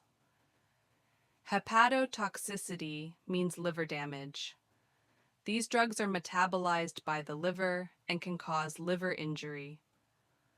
Baseline liver function tests are done, then monitored during treatment. If liver enzymes rise significantly, the medication may need to be stopped. And like macrolides, azole antifungals interact with many medications through liver enzymes. Actually, their interactions are even more extensive. They're potent inhibitors of multiple CYP enzymes. This means checking for interactions is critical before prescribing them. They can increase levels of statins, causing myopathy. They can increase levels of certain immunosuppressants, causing toxicity. The list is long. Careful medication, reconciliation is essential.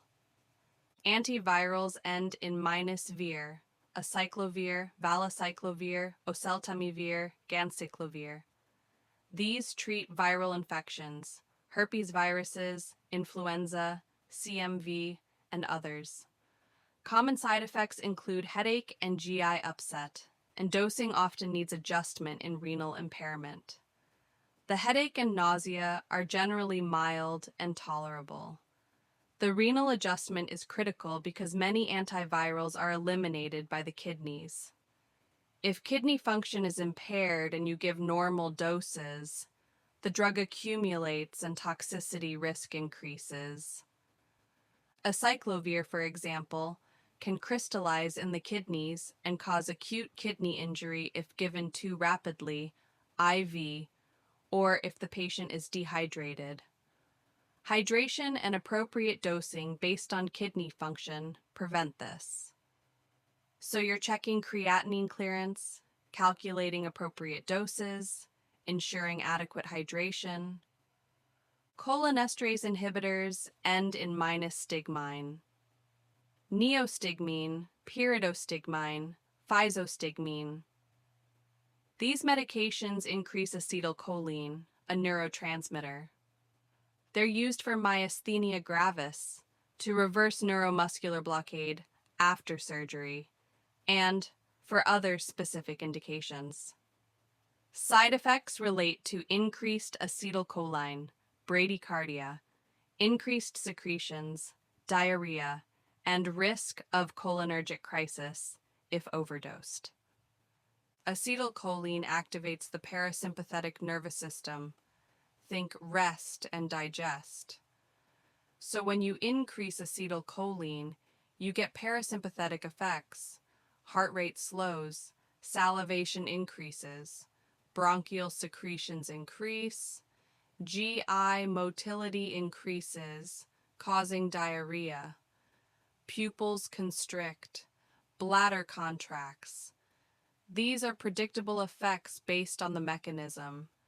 Cholinergic crisis happens when there's too much acetylcholine, excessive salivation, sweating, tears, severe bradycardia, muscle weakness, and paralysis, respiratory failure. It's the opposite of anticholinergic effects, but equally dangerous. Treatment includes stopping the medication, supportive care, and potentially using atropine, which blocks acetylcholine receptors and reverses these effects. So here's your GI and antibiotic framework. PPIs reduce acid, but have long-term risks. Cetrons treat nausea, but can prolong QT. Fluoroquinolones risk tendon rupture. Cephalosporins and penicillins risk allergic reactions, and C. diff. Macrolides cause GI upset and interact with many drugs. Tetracyclines discolor teeth in children and cause photosensitivity. Azole antifungals require liver monitoring and careful interaction checks. Antivirals need renal dose adjustment. Cholinesterase inhibitors increase parasympathetic effects. These are your GI and infection medications. Small drugs with big consequences. And as you rest now, these patterns settle deeper. These endings become familiar markers. These side effects connect to mechanisms. And when you encounter these medications in practice or on exams, the knowledge will be there, organized and accessible, ready to guide safe care. Respiratory plus allergy, breathing always wins. When it comes to pharmacology priorities, one principle stands above almost everything else. Breathing always wins. Airway and breathing take precedence over nearly any other concern, because without adequate oxygenation, nothing else matters. The medications that affect breathing, that treat respiratory conditions, that can either support or compromise respiratory function, these require your constant attention and careful understanding. Bronchodilating beta agonists end in -terol, albuterol, salmeterol, levobuterol, formoterol.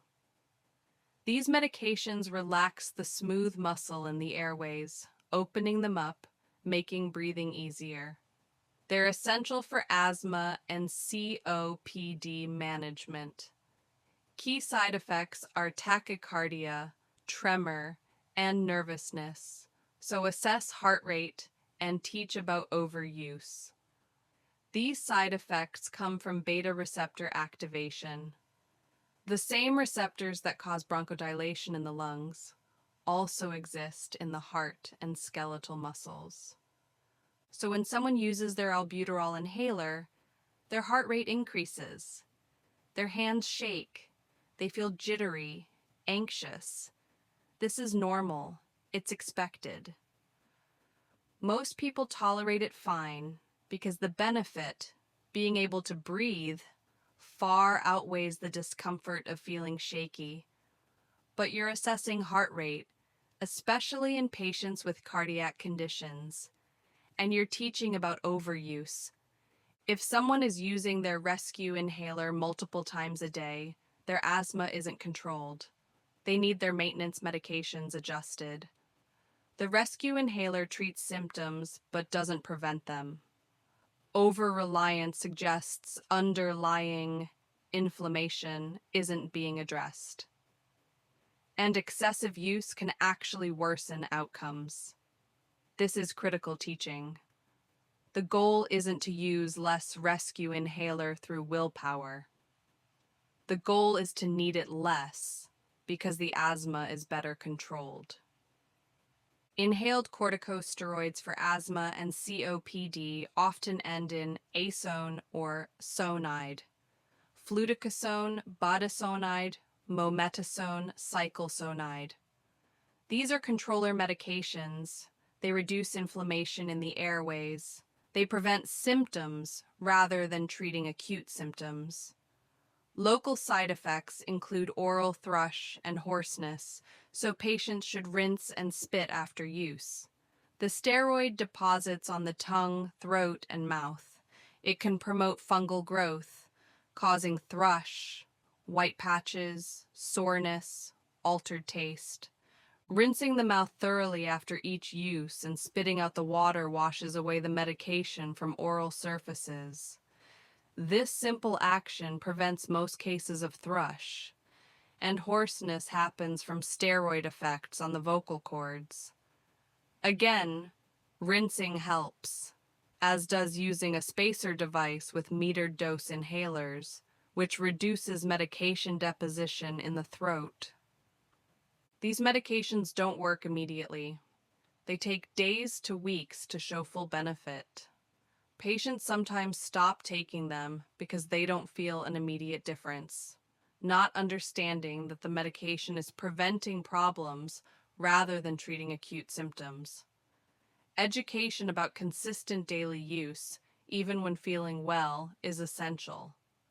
Leukotriene receptor antagonists like montelukast do not have a classic shared ending, but are a key class. Montelukast is the most commonly prescribed, usually taken once daily at bedtime for asthma or allergies. Watch for headache and rare mood or behavior changes.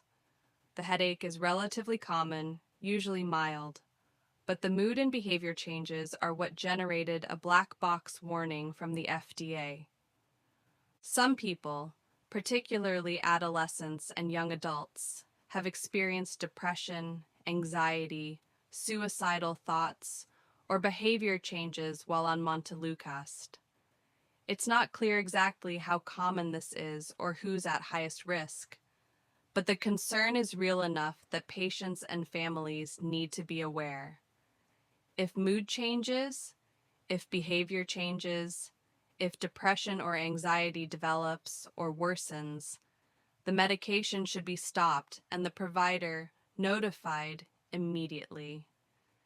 For many people, montelukast is helpful and well tolerated, but vigilance for neuropsychiatric effects is necessary. First-generation antihistamines often end in -amine or -adine. Diphenhydramine, chlorpheniramine, promethazine, though loratadine is actually second generation and doesn't cause as much sedation. First-generation antihistamines cross the blood-brain barrier, affecting the central nervous system. They can cause sedation, dry mouth, and urinary retention due to anticholinergic effects. The sedation is significant. Diphenhydramine is literally used as a sleep aid because of how sedating it is. Patients taking these for allergies need to know not to drive, not to operate machinery, to be careful about activities requiring alertness.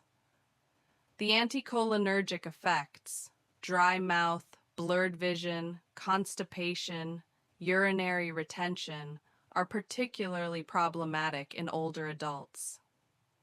These medications are on the Beers list of drugs to avoid in elderly patients because they increase risk of falls, confusion, and other complications. Second-generation antihistamines like loratadine, cetirizine, fexofenadine cause much less sedation and fewer anticholinergic effects. They're generally preferred, especially for daytime use, but they're more expensive and not always covered by insurance, which is why first-generation antihistamines are still widely used. Many antipsychotics end in -azine or -apine. Chlorpromazine, thioridazine, quetiapine, olanzapine, clozapine. These medications treat schizophrenia, bipolar disorder, sometimes severe depression, or agitation. Important adverse effects include sedation, weight gain, metabolic syndrome, extrapyramidal symptoms, and QT changes. This is a class with serious side effects that require ongoing monitoring. Sedation can be profound, especially initially. Weight gain is common and can be substantial, 10, 20, sometimes 50 or more pounds. Metabolic syndrome develops in many patients: elevated blood sugar, lipids, blood pressure, increased abdominal fat. Regular monitoring of weight, blood glucose, lipids is essential. Some patients develop diabetes. Cardiovascular risk increases significantly. Extrapyramidal symptoms, or EPS, are movement disorders. Acute dystonia, sudden muscle spasms, particularly of the neck, face, or eyes. Akathisia, restless, constant need to move. Parkinsonism, tremor, rigidity, shuffling gait. Tardive dyskinesia, involuntary movements of the tongue, lips, face, sometimes limbs, which can be permanent. These are serious quality of life issues and sometimes reasons to stop or change medication. And QT prolongation appears again. Many antipsychotics affect cardiac conduction. Regular EKGs may be needed, especially when starting treatment or increasing doses. Several anticonvulsants share class effects. Phenytoin, valproic acid, carbamazepine. They prevent seizures but have CNS depression, ataxia, and serious risks like blood dyscrasias or hepatotoxicity, so CBC and LFT monitoring is common. CNS depression means sedation, drowsiness, difficulty concentrating. Ataxia is unsteady gait, poor coordination. These effects can interfere significantly with daily functioning, especially when starting treatment or adjusting doses. Blood dyscrasias means abnormal blood cell counts. Carbamazepine and valproic acid particularly can cause low white blood cells, low platelets, aplastic anemia. Regular complete blood counts monitor for this. If counts drop too low, the medication needs to be stopped. And hepatotoxicity, liver damage, is a risk, particularly with valproic acid. Baseline liver function tests, then periodic monitoring, catch this early if it develops. These medications require informed consent, regular monitoring, and patient education about signs of serious side effects to report. But they're also life-changing for people with epilepsy. Seizure control dramatically improves quality of life and safety. The monitoring and side effects are the price of that benefit. Many triptans for acute migraine end in -triptan. Sumatriptan, rizatriptan, elatriptan, zolmitriptan.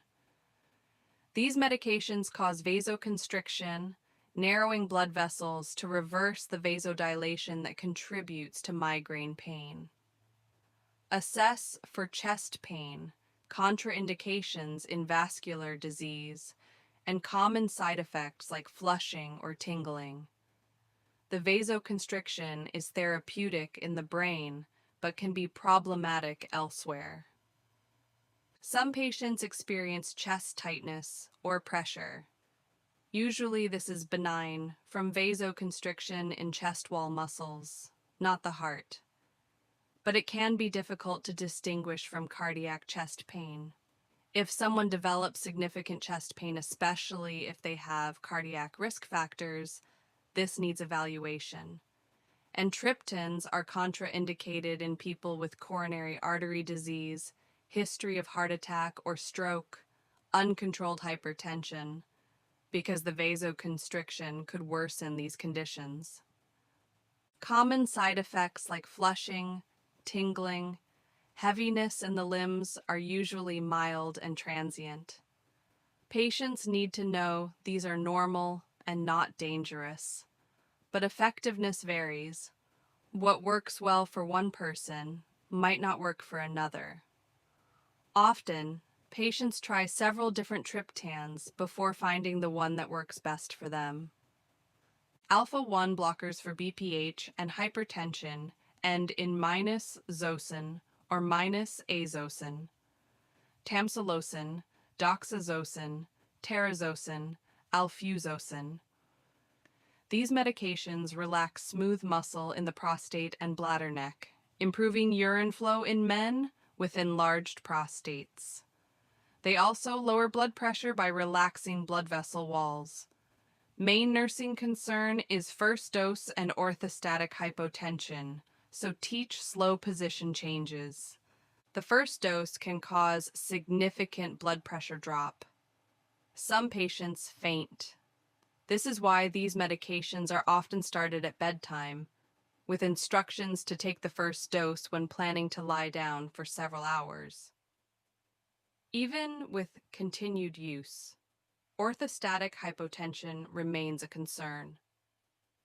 Blood pressure drops when standing, causing dizziness, lightheadedness, potentially falls. Teaching is essential. Change positions slowly. Sit on the edge of the bed for a moment before standing. Stand slowly and wait a moment before walking. If you feel dizzy, sit or lie down immediately. This is particularly important in older men, who are the primary users of these medications for BPH and who are already at increased fall risk. Many pediatric medications are liquid. Using an oral syringe or marked dosing device, not a kitchen spoon, is essential to prevent under- or overdosing, so parent teaching on measurement is a core nursing role. Kitchen spoons vary wildly in size. What someone calls a teaspoon might hold anywhere from 3 to 7 milliliters. That variability can mean the difference between an effective dose and an overdose, especially with medications that have narrow therapeutic ranges. Oral syringes are marked clearly in milliliters. Dosing cups have clear measurement lines. These allow accurate dosing. And teaching parents to use these devices, to read the markings correctly, to measure at eye level, to use the dosing device that came with the medication. This prevents errors. This protects children. And finally, because children often cannot clearly describe side effects, nurses rely heavily on caregiver reports and objective signs like feeding changes, behavior changes, respiratory effort, urine output, making careful baseline and follow-up assessments critical for safe pediatric pharmacology. A child can't tell you they're dizzy from hypotension. They might just be more clingy or less active. They can't articulate that they're nauseous.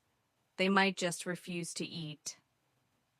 So you're asking caregivers detailed questions. Is the child eating normally, sleeping normally, playing and interacting as usual?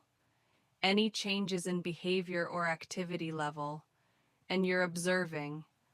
You're assessing respiratory rate and effort. You're checking urine output if the medication affects kidneys. You're looking at the child's color, energy, engagement. These objective findings, combined with caregiver reports, guide your assessment of how the child is responding to medication. Baseline assessments before starting treatment give you a comparison point.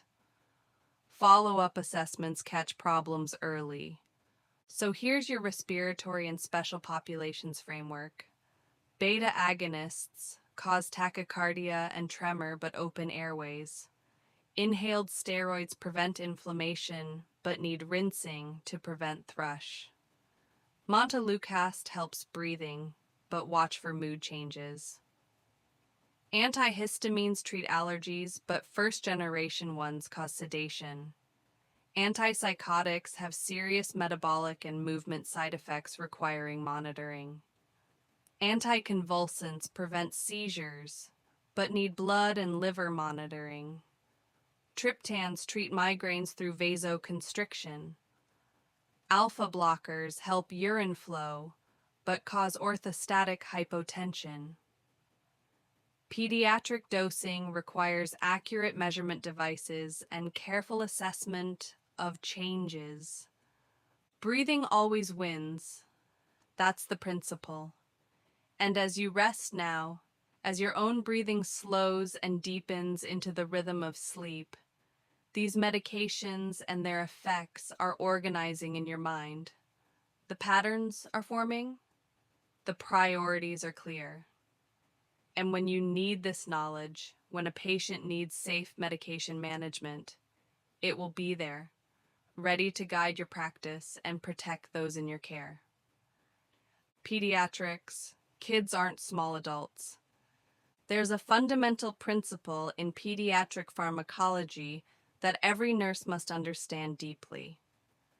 Children are not simply small adults. You cannot take an adult medication dose and divide it by body weight and assume that's safe or effective. The bodies of infants and children work differently. Their organs are still developing. Their metabolism changes as they grow. And these differences profoundly affect how medications work in pediatric patients.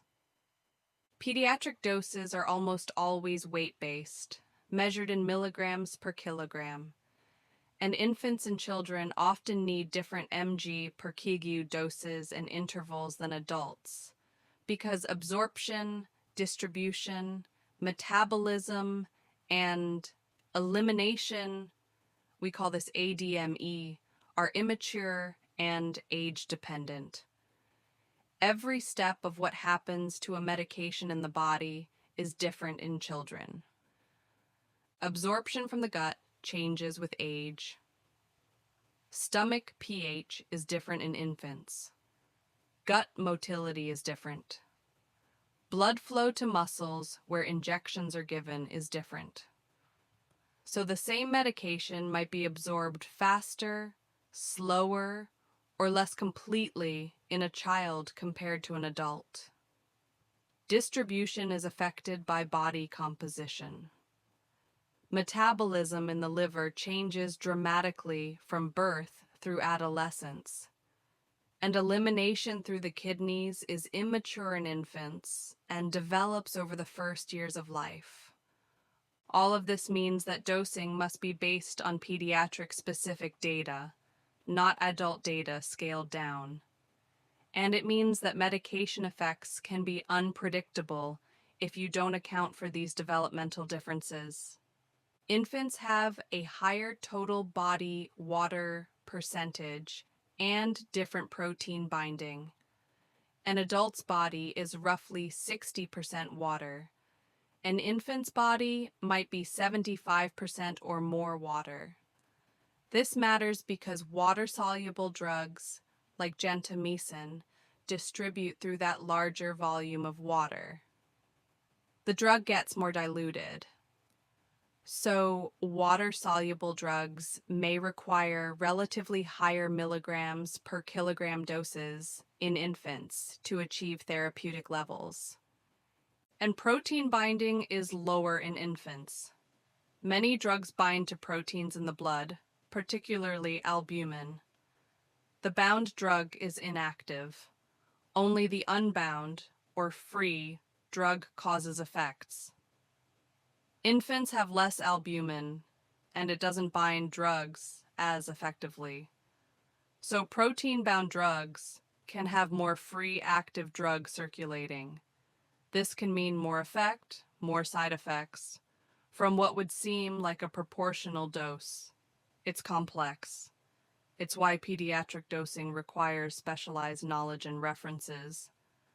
Drug metabolism and clearance can be slower in neonates, but faster than adults and some older infants and children. A newborn's liver enzymes are immature. Metabolism is slow. Drugs can accumulate. But by a few months of age, and particularly in toddlers and young children, some metabolic pathways are actually more active than in adults. Some children clear certain medications faster than adults do, requiring higher milligrams per kilogram doses or more frequent dosing. This is why simply scaling down from adult doses is unsafe. You might underdose. You might overdose. You might choose the wrong dosing interval. Pediatric dosing must use age and weight-specific references. Resources like pediatric drug references, hospital protocols based on pediatric evidence, consultation with pediatric pharmacists. These are essential tools for safe pediatric medication administration. Because pharmacokinetics change as children grow, the same child may need dose adjustments over time, even if the drug and indication do not change. A child on a seizure medication might need the dose recalculated every few months as they gain weight and their metabolism matures. A child on thyroid medication needs periodic dose adjustments as they grow. This isn't a failure of the initial dosing. This is normal. Growth and development require ongoing dose reassessment in pediatric patients. Aspirin is generally avoided in children with viral illnesses because of the association with Ray's syndrome. Ray's syndrome is a rare but serious condition that causes brain swelling and liver damage. It's been linked to aspirin use during viral infections, particularly influenza and chickenpox.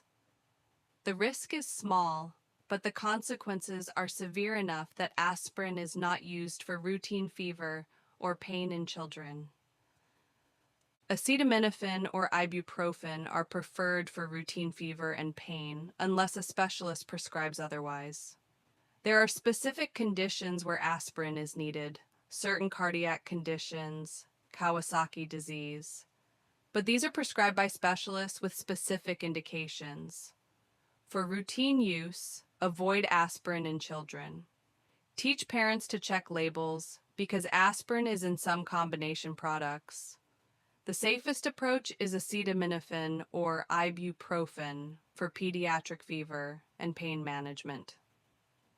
Over-the-counter cough and cold medicines can be harmful in young children and are often not recommended under certain ages.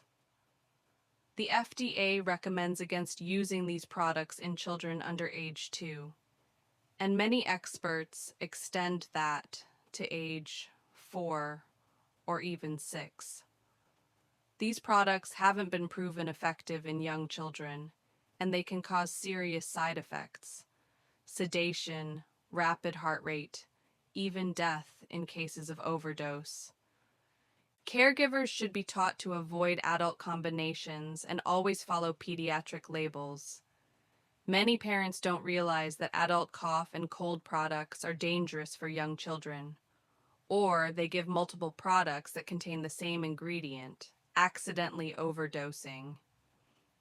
Teaching focuses on reading labels carefully, using only products labeled for the child's age, never giving adult products to children, and understanding that these medications don't cure the illness. they only possibly reduce symptoms, and the risk may outweigh any benefit in young children. Amoxicillin is one of the most commonly prescribed pediatric antibiotics.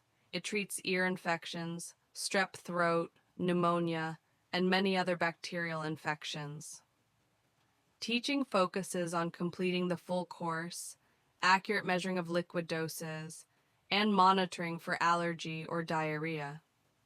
Parents often stop antibiotics once the child feels better, not understanding that completing the full course prevents resistance and prevents infection recurrence. Accurate measuring is critical. Use the dosing syringe or cup that comes with the medication. Measure at eye level. Give the exact amount prescribed.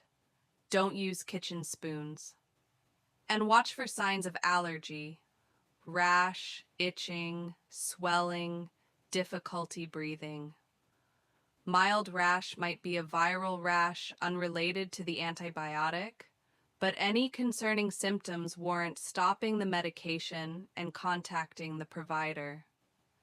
Diarrhea is common with amoxicillin because it disrupts normal gut bacteria.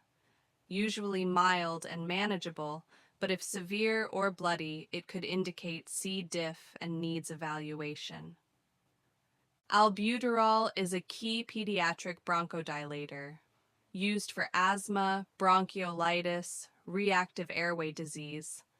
Nurses must teach correct inhaler or nebulizer technique and monitor for tachycardia and tremors during and after treatments.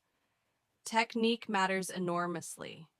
If a child doesn't use the inhaler correctly, they don't get the medication into their lungs. It's wasted.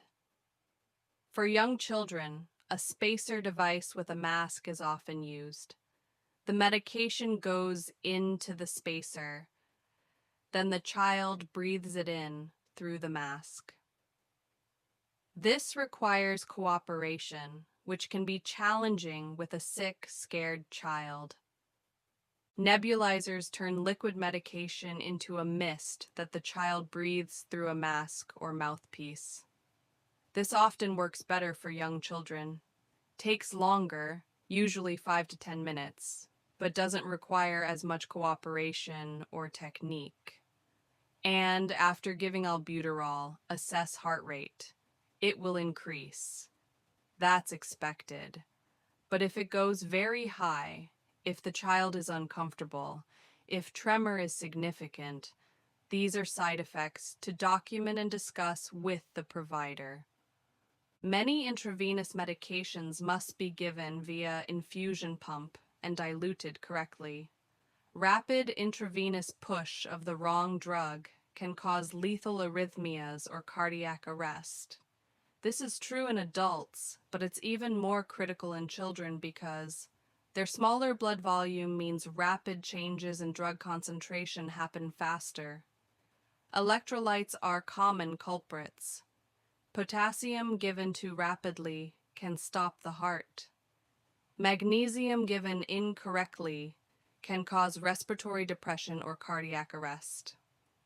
4 medications in pediatrics require meticulous attention to dilution, rate, and pump settings. You're verifying the order, calculating the dose based on current weight, ensuring proper dilution, setting the pump correctly, and monitoring closely during administration. Errors can be immediately catastrophic. This is why pediatric IV medication administration often requires 2-nurse verification, why protocols are strict, why you never rush. Insulin, heparin, and IV opioids are classic high alert medications. They require extra checks, sometimes independent double checks, because small errors can cause severe harm. In adults, these are high alert. In children, the risk is magnified. A decimal point error in insulin dosing can cause severe hypoglycemia, seizures, brain damage. A dosing error with heparin can cause life-threatening bleeding or inadequate anticoagulation, leading to clots. An opioid error can cause respiratory arrest. Independent double checks mean two nurses separately calculate the dose, check the medication, verify the pump settings without influencing each other. Not one nurse calculating and the other just agreeing. Two independent verifications. This catches errors before they reach the patient. It feels time-consuming. It can be frustrating when you're busy. But it saves lives. And in pediatrics, where doses are weight-based and often require calculations, where a small error has big consequences, these checks are non-negotiable. So here's your pediatric pharmacology framework. Doses are weight-based using age-specific references, never scaled from adults. Infants have different body composition and immature metabolism affecting drug distribution and clearance. Metabolism changes as children grow, requiring ongoing dose reassessment. Aspirin is avoided in viral illnesses due to Ray's syndrome risk. OTC cough and cold medicines are not recommended for young children. Amoxicillin requires teaching about completion, measuring, and monitoring. Albuterol requires technique teaching and monitoring for cardiac effects.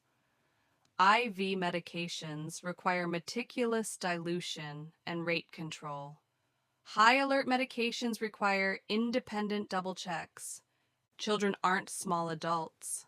Their pharmacology is unique, complex, and constantly changing as they grow. And as you rest now, these principles settle into your understanding.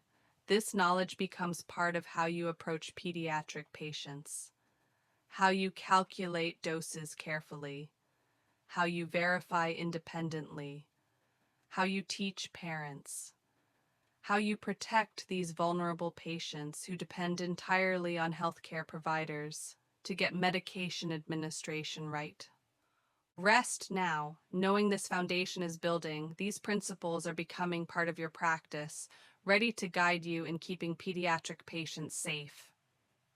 Geriatrics, where good meds become dangerous. There's a reality in geriatric care that transforms medications from helpful to harmful. Drugs that are safe and effective in younger adults become dangerous in older adults. Not because the medications changed, but because the patients changed.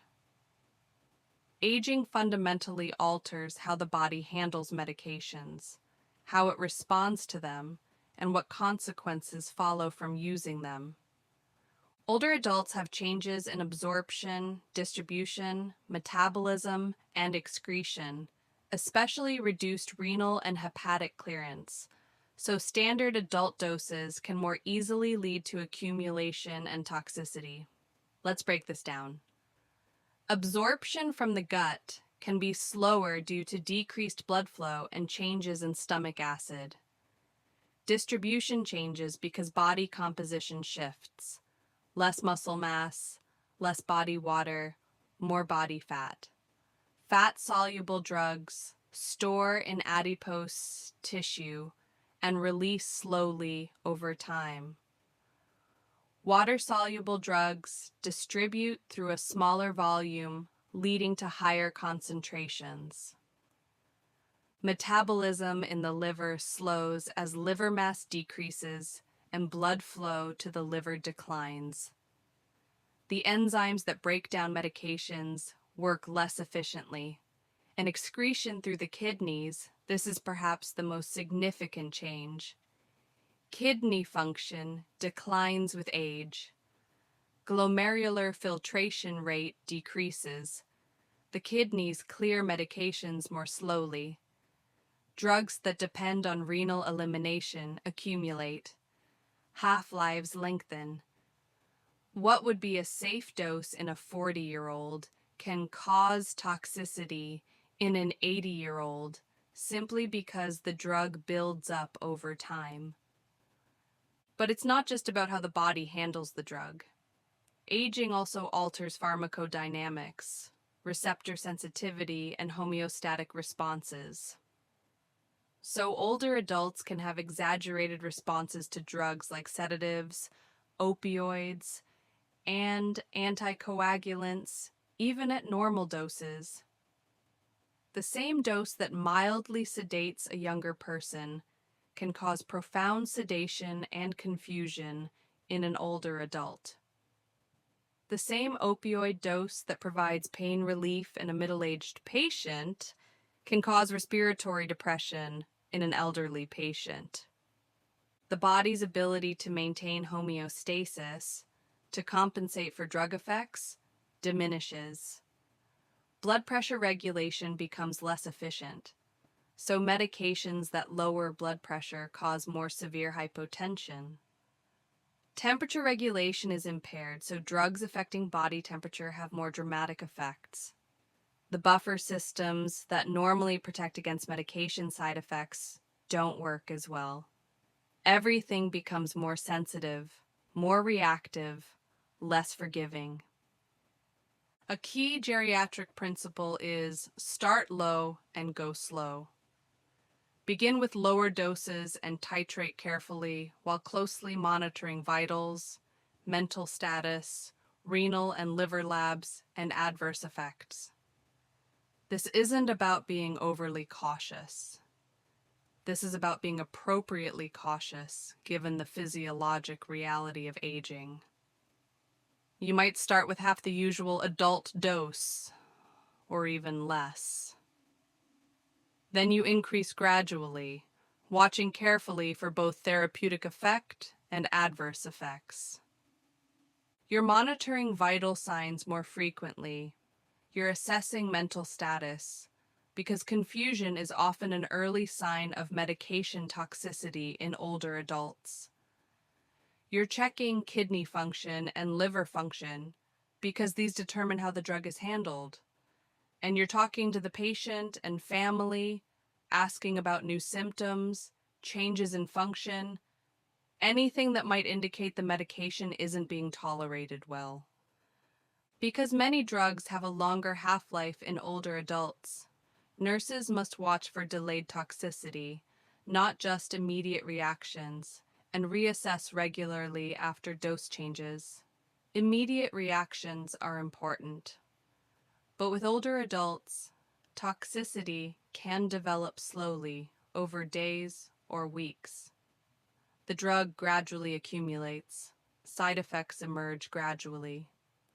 What seemed fine initially becomes problematic after a week, after 2 weeks. This is why ongoing reassessment is critical. You don't just check once after starting a medication. You check repeatedly. You ask the same questions again. You compare current function to baseline. You look for subtle changes that might indicate toxicity developing. And after any dose change, you intensify monitoring because you've altered the equilibrium. The body needs time to adjust, and during that time, problems can emerge. Polypharmacy, often defined as 5 or more medications, is common in older adults and strongly linked to falls, confusion, hospitalizations, and drug-drug interactions. Regular full medication list reviews are a core safety intervention. Think about what happens when someone is taking 10 medications. Maybe one causes sedation, another causes dizziness, another causes dry mouth and constipation, another lowers blood pressure. The combination of effects multiplies risk. Falls become more likely because of sedation, dizziness, and hypotension working together. Confusion develops because multiple medications with CNS effects compound each other. Drug-drug interactions become almost inevitable. One drug affects how another is metabolized. One drug increases levels of another. The interactions create a web of effects that become impossible to predict or manage safely. This is why medication list reviews are essential. Sitting down with the complete list, including prescription drugs, over-the-counter medications, supplements, and asking, is each of these still necessary? Is each providing benefit? Are there duplications? Are there safer alternatives? Could we discontinue any? This process can dramatically reduce adverse events and improve quality of life. Deprescribing, systematically tapering or stopping unnecessary or high-risk medications is an important strategy to reduce adverse drug events and improve function in geriatric patients. We're trained to add medications to treat each symptom, each condition, each lab abnormality. But we're not always trained to take medications away. To recognize when a medication is no longer needed, or when its risks outweigh its benefits, or when it was started for a temporary condition and never stopped. Deprescribing is a skill. It requires understanding which medications can be stopped abruptly and which must be tapered. It requires prioritizing which medications to address first. It requires shared decision-making with the patient and family about goals of care, quality of life, what matters most. And it often results in patients feeling better, having fewer side effects, being more alert, being steadier on their feet, having better quality of life with fewer medications than they had with more. Older adults are particularly sensitive to CNS-acting drugs, benzodiazepines, opioids, anticholinergics. These increase risks of delirium, falls, constipation, and urinary retention. Benzodiazepines like lorazepam or diazepam cause sedation, confusion, impaired balance, and increased fall risk. In older adults, these effects are magnified and prolonged. What might wear off in hours in a younger person can last days in an older person. Opioids cause all their usual effects: respiratory depression, sedation, constipation, but more so. The constipation can become severe, even leading to impaction or obstruction. The sedation can cause the patient to be bedridden, leading to deconditioning and functional decline. Anticholinergics, drugs that block acetylcholine, cause dry mouth, blurred vision, constipation, urinary retention, and in older adults, often cause confusion or delirium. These drugs should be avoided in older adults whenever possible. The Beers criteria is a commonly used reference that lists potentially inappropriate medications for older adults and helps guide safer prescribing and nursing advocacy. The Beers criteria, published by the American Geriatric Society and updated regularly, identifies medications that generally should be avoided in older adults or used with caution, or avoided in specific conditions. It's not an absolute list. There are circumstances where these medications are appropriate, but it provides evidence-based guidance, and nurses can use it to advocate for patients. If an older patient is prescribed a medication on the Beers list, you can bring this to the provider's attention. You can ask whether a safer alternative exists. You can be part of the conversation about balancing benefits and risks. Sensory impairment, cognitive decline, complex regimens, and multiple prescribers all contribute to non-adherence and duplication. Nurses play a key role by simplifying regimens, using pill organizers, and teaching with clear written instructions. An older adult might have vision problems, making it hard to read labels. hearing problems making it hard to understand instructions, cognitive changes making it hard to remember complex schedules, arthritis making it hard to open bottles. And when they're seeing multiple doctors, a primary care provider, a cardiologist, an endocrinologist, maybe others, each prescribing medications, duplications can occur. Two doctors prescribe different blood pressure medications. Two prescribe different pain medications. The patient ends up taking both, not realizing they're duplicates or that the combination is dangerous. Nurses help by simplifying. Can these 3 times a day medications be changed to once daily alternatives? Can we consolidate to the fewest number of pills? Can we use a pill organizer so the patient doesn't have to think about which pills when? Can we create a written schedule with pictures or color coding? Can we involve family members in medication management? All of these interventions reduce errors and improve adherence. Medication reconciliation at every transition of care, admission, transfer, discharge, is especially critical in older adults because they have many medications, see many providers, and small errors can compound into serious adverse events. Every time a patient moves between settings, there's risk. The hospital doesn't have the complete outpatient medication list. The nursing home doesn't know what was changed in the hospital. The patient goes home and resumes their old medications, plus the new ones, not realizing some were stopped. Medication reconciliation is the systematic process of creating an accurate, complete list of all medications the patient is taking and comparing it to new orders, identifying and resolving discrepancies.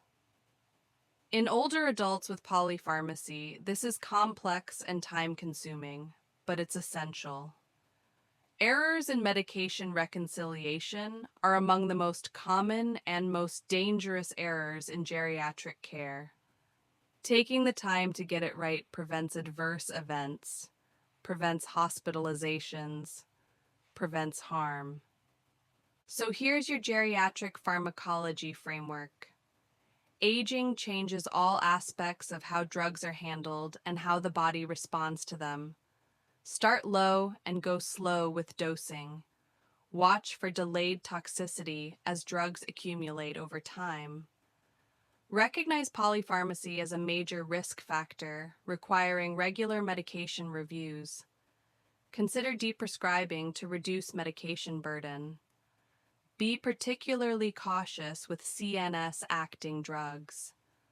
Use the Beers criteria to identify potentially inappropriate medications. Simplify regimens and support adherence through practical interventions. Ensure thorough medication reconciliation at every transition.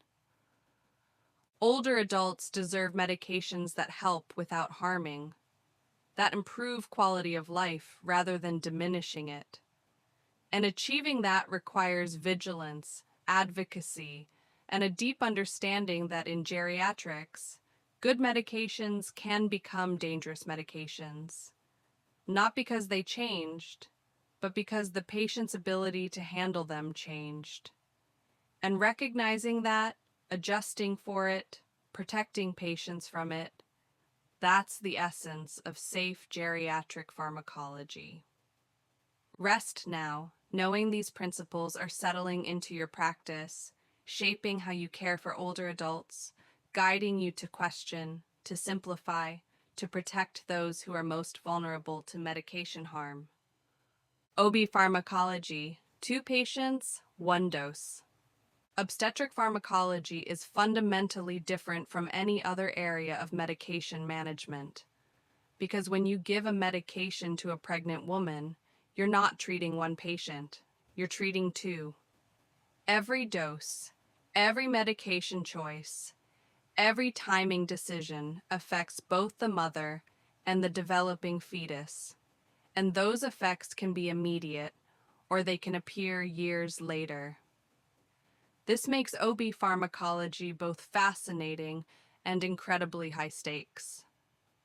Pregnancy increases blood volume, cardiac output, and renal blood flow, which often increases clearance of many renally cleared drugs and can require dose or frequency adjustments for adequate effect. Think about what happens in pregnancy. Blood volume increases by 40 to 50%. The heart pumps more blood with each beat. Blood flow to the kidneys increases dramatically.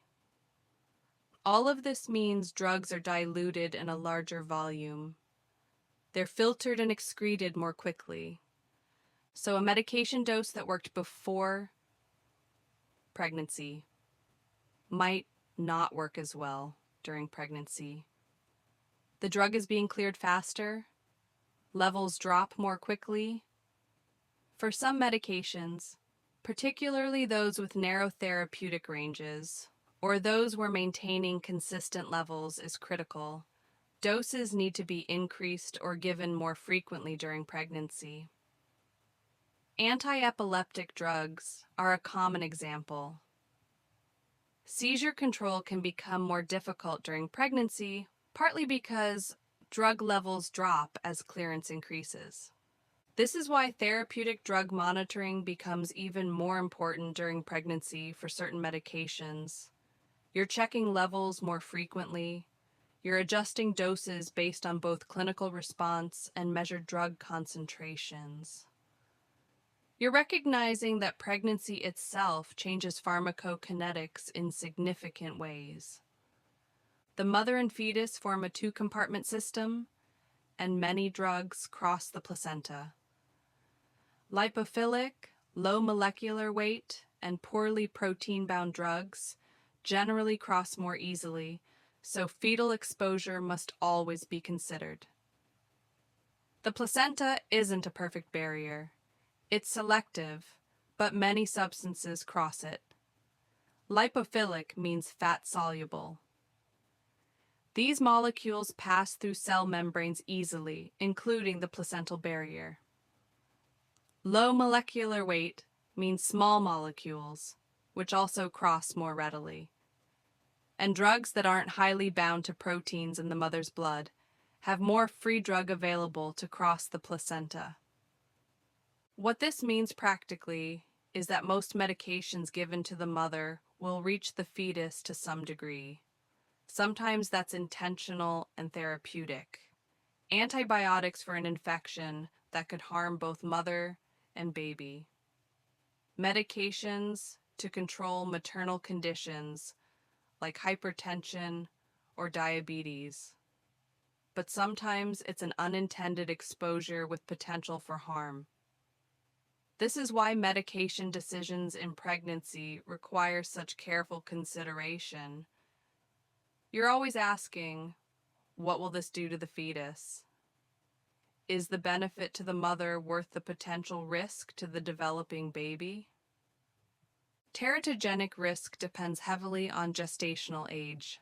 Exposure during organogenesis, roughly weeks 3 to 8 after conception, carries higher risk for structural malformations than later in pregnancy, when growth and functional effects dominate. Organogenesis is when the major organs and structures are forming: the heart, the brain, the limbs, the facial features. During these critical weeks, cells are differentiating, migrating, forming complex structures. Exposure to teratogenic substances during this window can cause major structural abnormalities. Think about thalidomide, the tragic example from the 1950s and 60s. Taken during this critical period, it caused severe limb malformations. Later in pregnancy, after organs are formed, the risks shift. You're less likely to see major structural defects, but you can see growth restriction, functional problems, effects on brain development, premature birth. Different risks at different times. This is why the timing of exposure matters so much. A medication that's relatively safe in the third trimester might be devastating in the first trimester. This is also why preconception counseling is so important for women on chronic medications. If you know you're trying to conceive, you can work with your provider to switch to safer alternatives before pregnancy, avoiding exposure during those critical early weeks. Certain medications are known to be high risk in pregnancy and are often avoided or used only when benefits clearly outweigh risks. Clinicians rely on specialized references on drugs in pregnancy and lactation to guide choices. ACE inhibitors and ARBs cause fetal kidney damage and death if used in second and third trimesters. Warfarin causes a specific pattern of birth defects if used in first trimester. Valproic acid for seizures causes neural tube defects and developmental delays. Isotretinoin for acne causes severe malformations. Certain antibiotics, certain anticonvulsants, certain psychiatric medications. The list is long and the details matter. This is why OB providers and pharmacists use specialized references. LactMed for breastfeeding. Drugs in pregnancy and lactation references. Online databases.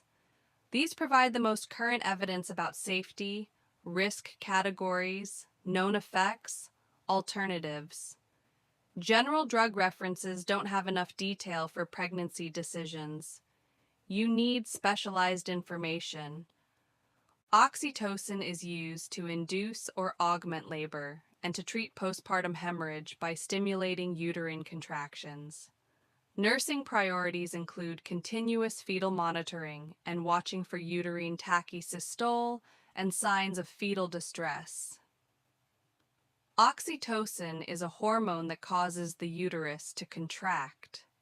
It's what naturally triggers labor and what causes the uterus to contract after delivery to prevent hemorrhage.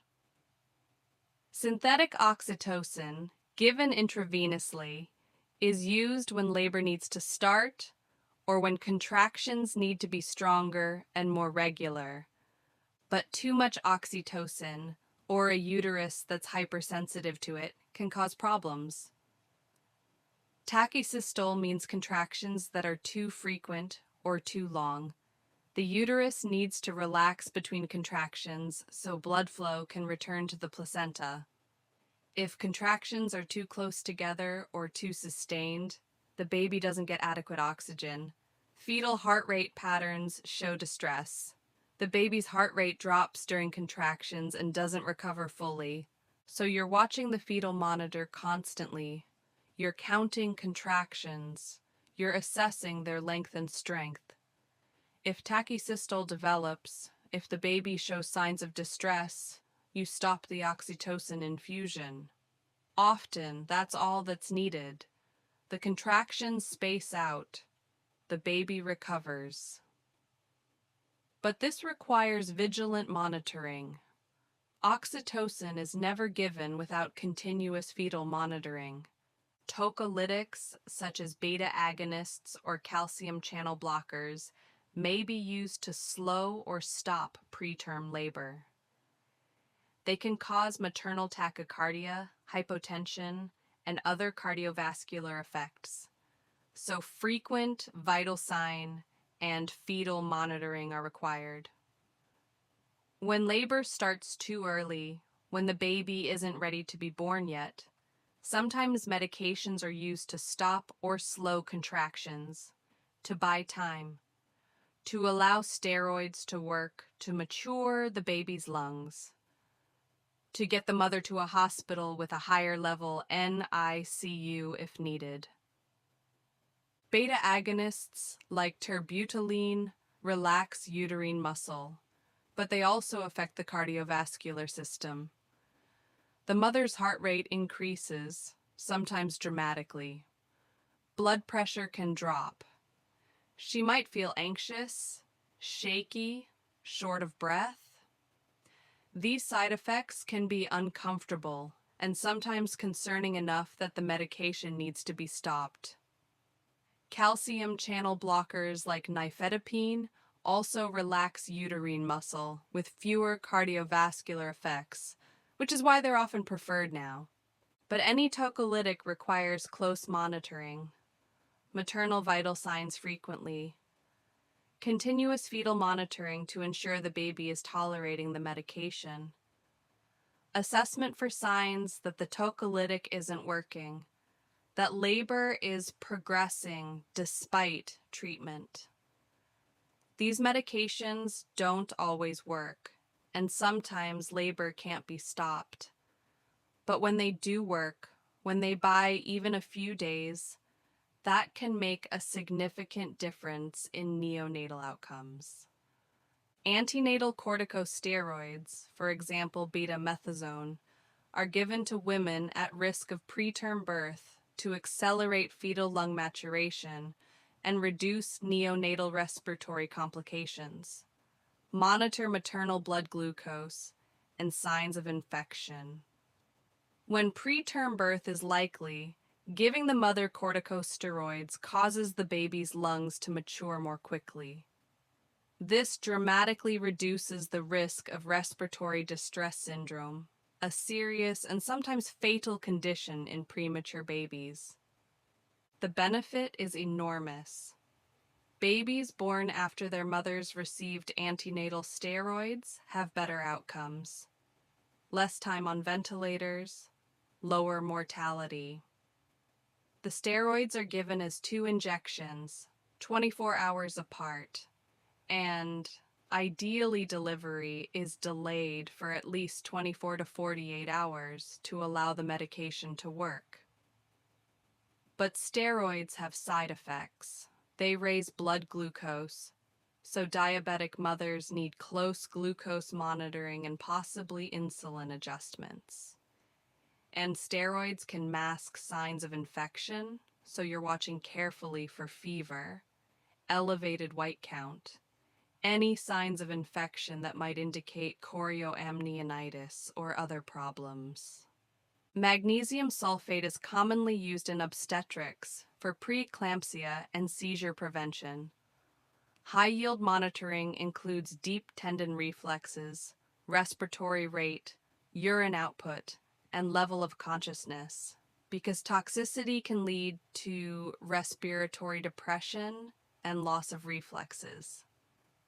Magnesium sulfate prevents the seizures associated with severe preeclampsia and eclampsia. It's also sometimes used as a tocolytic and for neuroprotection in preterm babies. But it has a narrow therapeutic window. The dose that's therapeutic is not far from the dose that's toxic.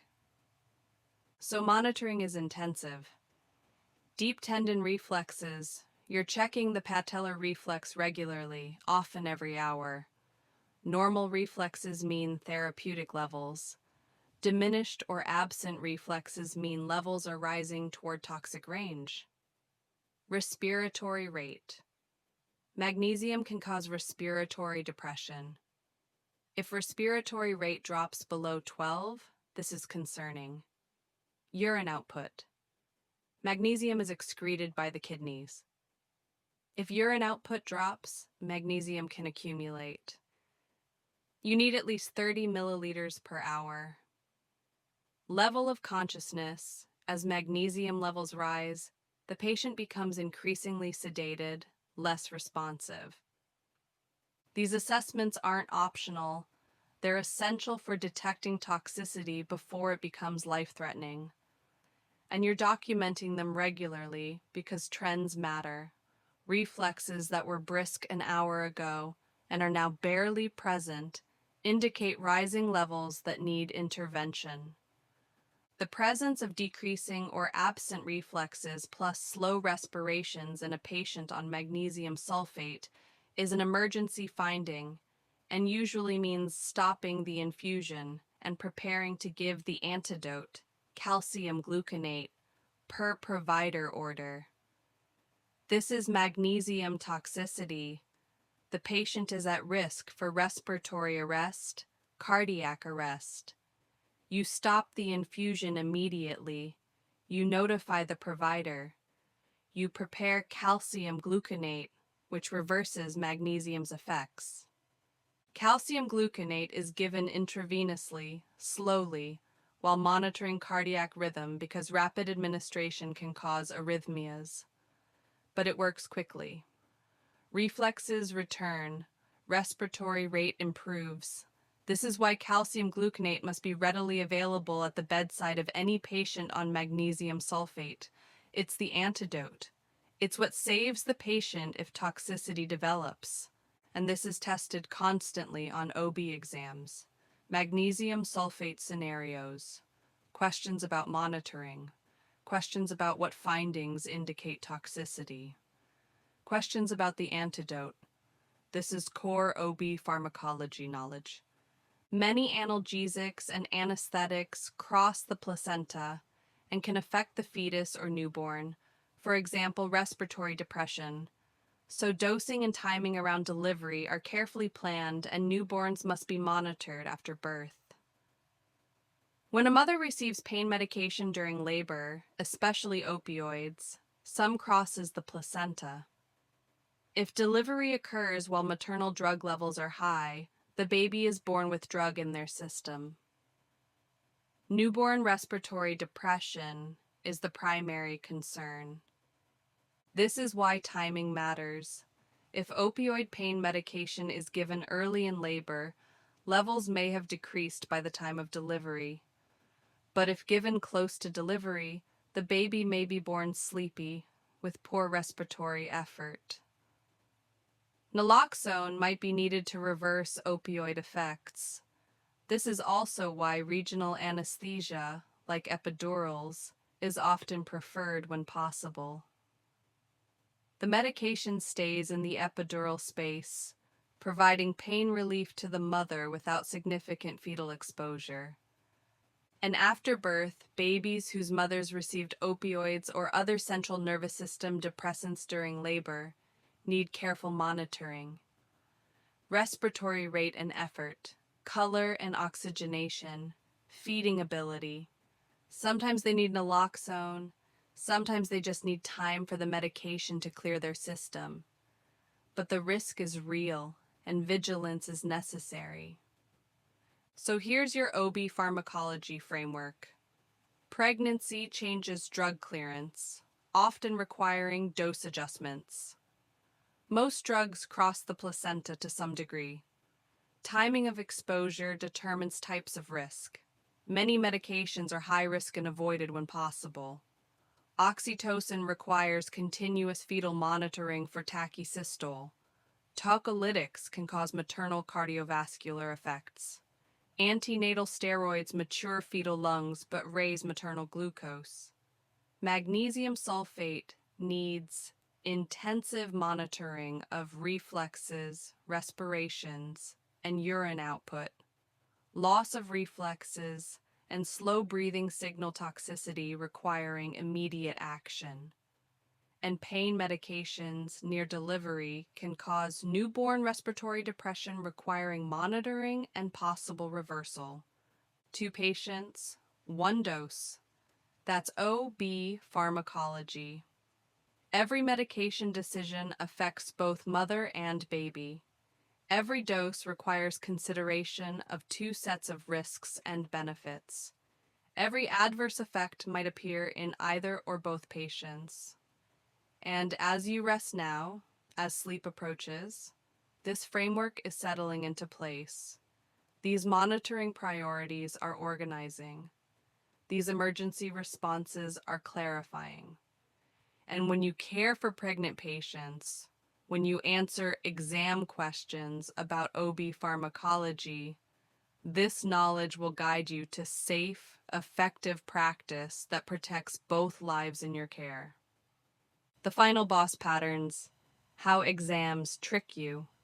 We've covered a tremendous amount of pharmacology, drug classes, endings, side effects, monitoring parameters, antidotes, special populations.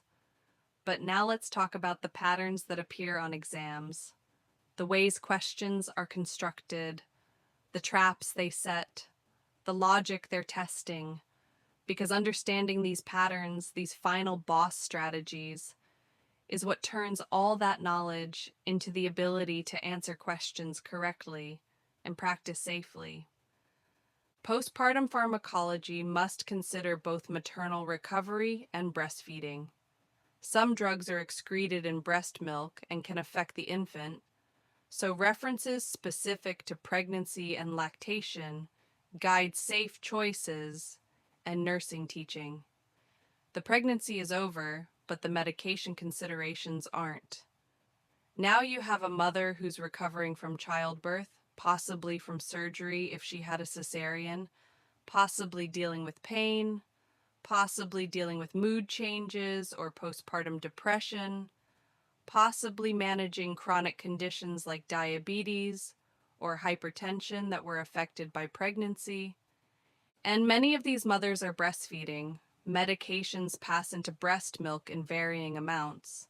Some are considered safe, some should be avoided. Some require monitoring the infant for effects. Lithium passes into breast milk at high concentrations. Many psychotropic medications pass through. Some antibiotics, pain medications, especially opioids, can cause sedation in the breastfed infant. So medication choices in the postpartum period require the same careful consideration as during pregnancy. You're using those specialized references. You're educating mothers about what's safe, what to watch for in their babies, when to pump and dump if they need a medication that's temporarily incompatible with breastfeeding. This isn't just pregnancy pharmacology. This extends through the breastfeeding period, which might be months or over a year. Use the "if it works too well, what happens?" rule again. Hypotension, hypoglycemia, bleeding. This is the fastest shortcut to side effects. We started with this principle, and we're ending with it because it's that fundamental. When you see a drug on an exam that you don't recognize, figure out what it's supposed to do, then ask what happens if it does that too much. Blood pressure medication, hypotension, diabetes medication, hypoglycemia, anticoagulant, bleeding, sedative, oversedation, respiratory depression. This reasoning process answers probably half of side effect questions without needing to memorize anything specific about that particular drug. It's logic, it's understanding mechanism, and it works consistently across drug classes and across exam questions. Any drug effect that threatens ABCs or causes severe hypotension or arrhythmias is priority over mild expected side effects. This is your triage principle for pharmacology questions. Questions often present multiple findings and ask what you should do first, or what finding you should report immediately. The answer is almost always the one that affects airway, breathing, circulation, or causes severe cardiovascular compromise. Respiratory depression from an opioid takes priority over constipation from that same opioid. Angioedema from an ACE inhibitor takes priority over the dry cough. Severe hypotension from an antihypertensive takes priority over mild dizziness. This isn't complex. This is ABC priority applied to drug effects. But recognizing it in the moment, when the question presents multiple options that all seem concerning, that's what separates strong test takers from those who struggle. Narrow therapeutic range drugs demand level checks and early toxicity recognition. Confusion, vision changes, arrhythmia are red flags. Lithium, digoxin, theophylline, phenytoin, certain antibiotics. When you see these drugs, you're thinking about levels. You're thinking about factors that affect levels, like kidney function. And you're watching for early signs of toxicity. These signs are often nonspecific at first. GI upset, fatigue, confusion. But in the context of a narrow therapeutic range drug, these aren't just minor complaints. They're potential toxicity that requires holding the dose and checking a level. Vision changes, especially with digoxin, are classic. Seeing halos, yellow-green tinge to vision. Arrhythmias with many of these drugs. Tremor and confusion with lithium. These aren't random side effects. These are toxicity patterns that exam questions expect you to recognize and respond to appropriately. When you give an antidote, you don't relax. You monitor harder, because reversal can wear off first. Naloxone for opioids, flumazenil for benzodiazepines, protamine for heparin, vitamin K for warfarin. You give the antidote, the patient improves, and the temptation is to think the crisis is over. But the antidote might have a shorter half-life than the drug it's reversing. As the antidote wears off, the original drug's effects can return. This is particularly true with naloxone and opioids. Naloxone works quickly, but wears off in 30 to 90 minutes. Many opioids last much longer. So the patient who improved after naloxone needs continued close monitoring. Respiratory rate, level of consciousness, readiness to give more naloxone if needed. Exam questions love this. They describe a patient who received naloxone and improved, then ask about ongoing care. The answer involves continued monitoring, not assuming the problem is solved. High alert meds like insulin, heparin, and IV opioids demand double checks because tiny errors have massive consequences. A decimal point error with insulin, a concentration error with heparin, a dose miscalculation with IV morphine. These aren't just mistakes. These are potentially fatal errors. This is why these medications often require independent double checks. Two nurses, separately, verify the dose, the calculation, the concentration, the pump settings. This isn't about not trusting nurses. This is about acknowledging that humans make errors and building systems that catch those errors before they reach the patient. Exam questions test whether you recognize which medications require this level of caution, whether you would question an unusual dose, whether you would verify independently rather than assuming it's correct. Chronic meds often require tapering. Stop abruptly is a classic unsafe teaching choice. Antihypertensives, corticosteroids, antidepressants, benzodiazepines, seizure medications. We've talked about this with several drug classes, but it's worth emphasizing again because it appears constantly on exams. Teaching questions that present various instructions, and one of them involves stopping a medication abruptly. That's almost always the wrong answer. The right answer involves contacting the provider before making changes.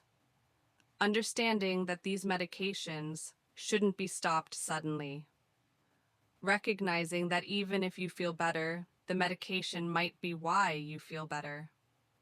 This is core patient safety teaching that prevents rebound effects, withdrawal, and serious complications. Kids aren't small adults. Weight-based dosing, changing pharmacokinetics with growth, and caregiver teaching are central. Pediatric pharmacology requires different calculations, different considerations, different assessment approaches. You're calculating doses based on weight or body surface area. You're recognizing that infants metabolize drugs differently than toddlers, who metabolize them differently than school-age children, who metabolize them differently than adolescents. You're using appropriate measurement devices. You're teaching caregivers, not just the patient.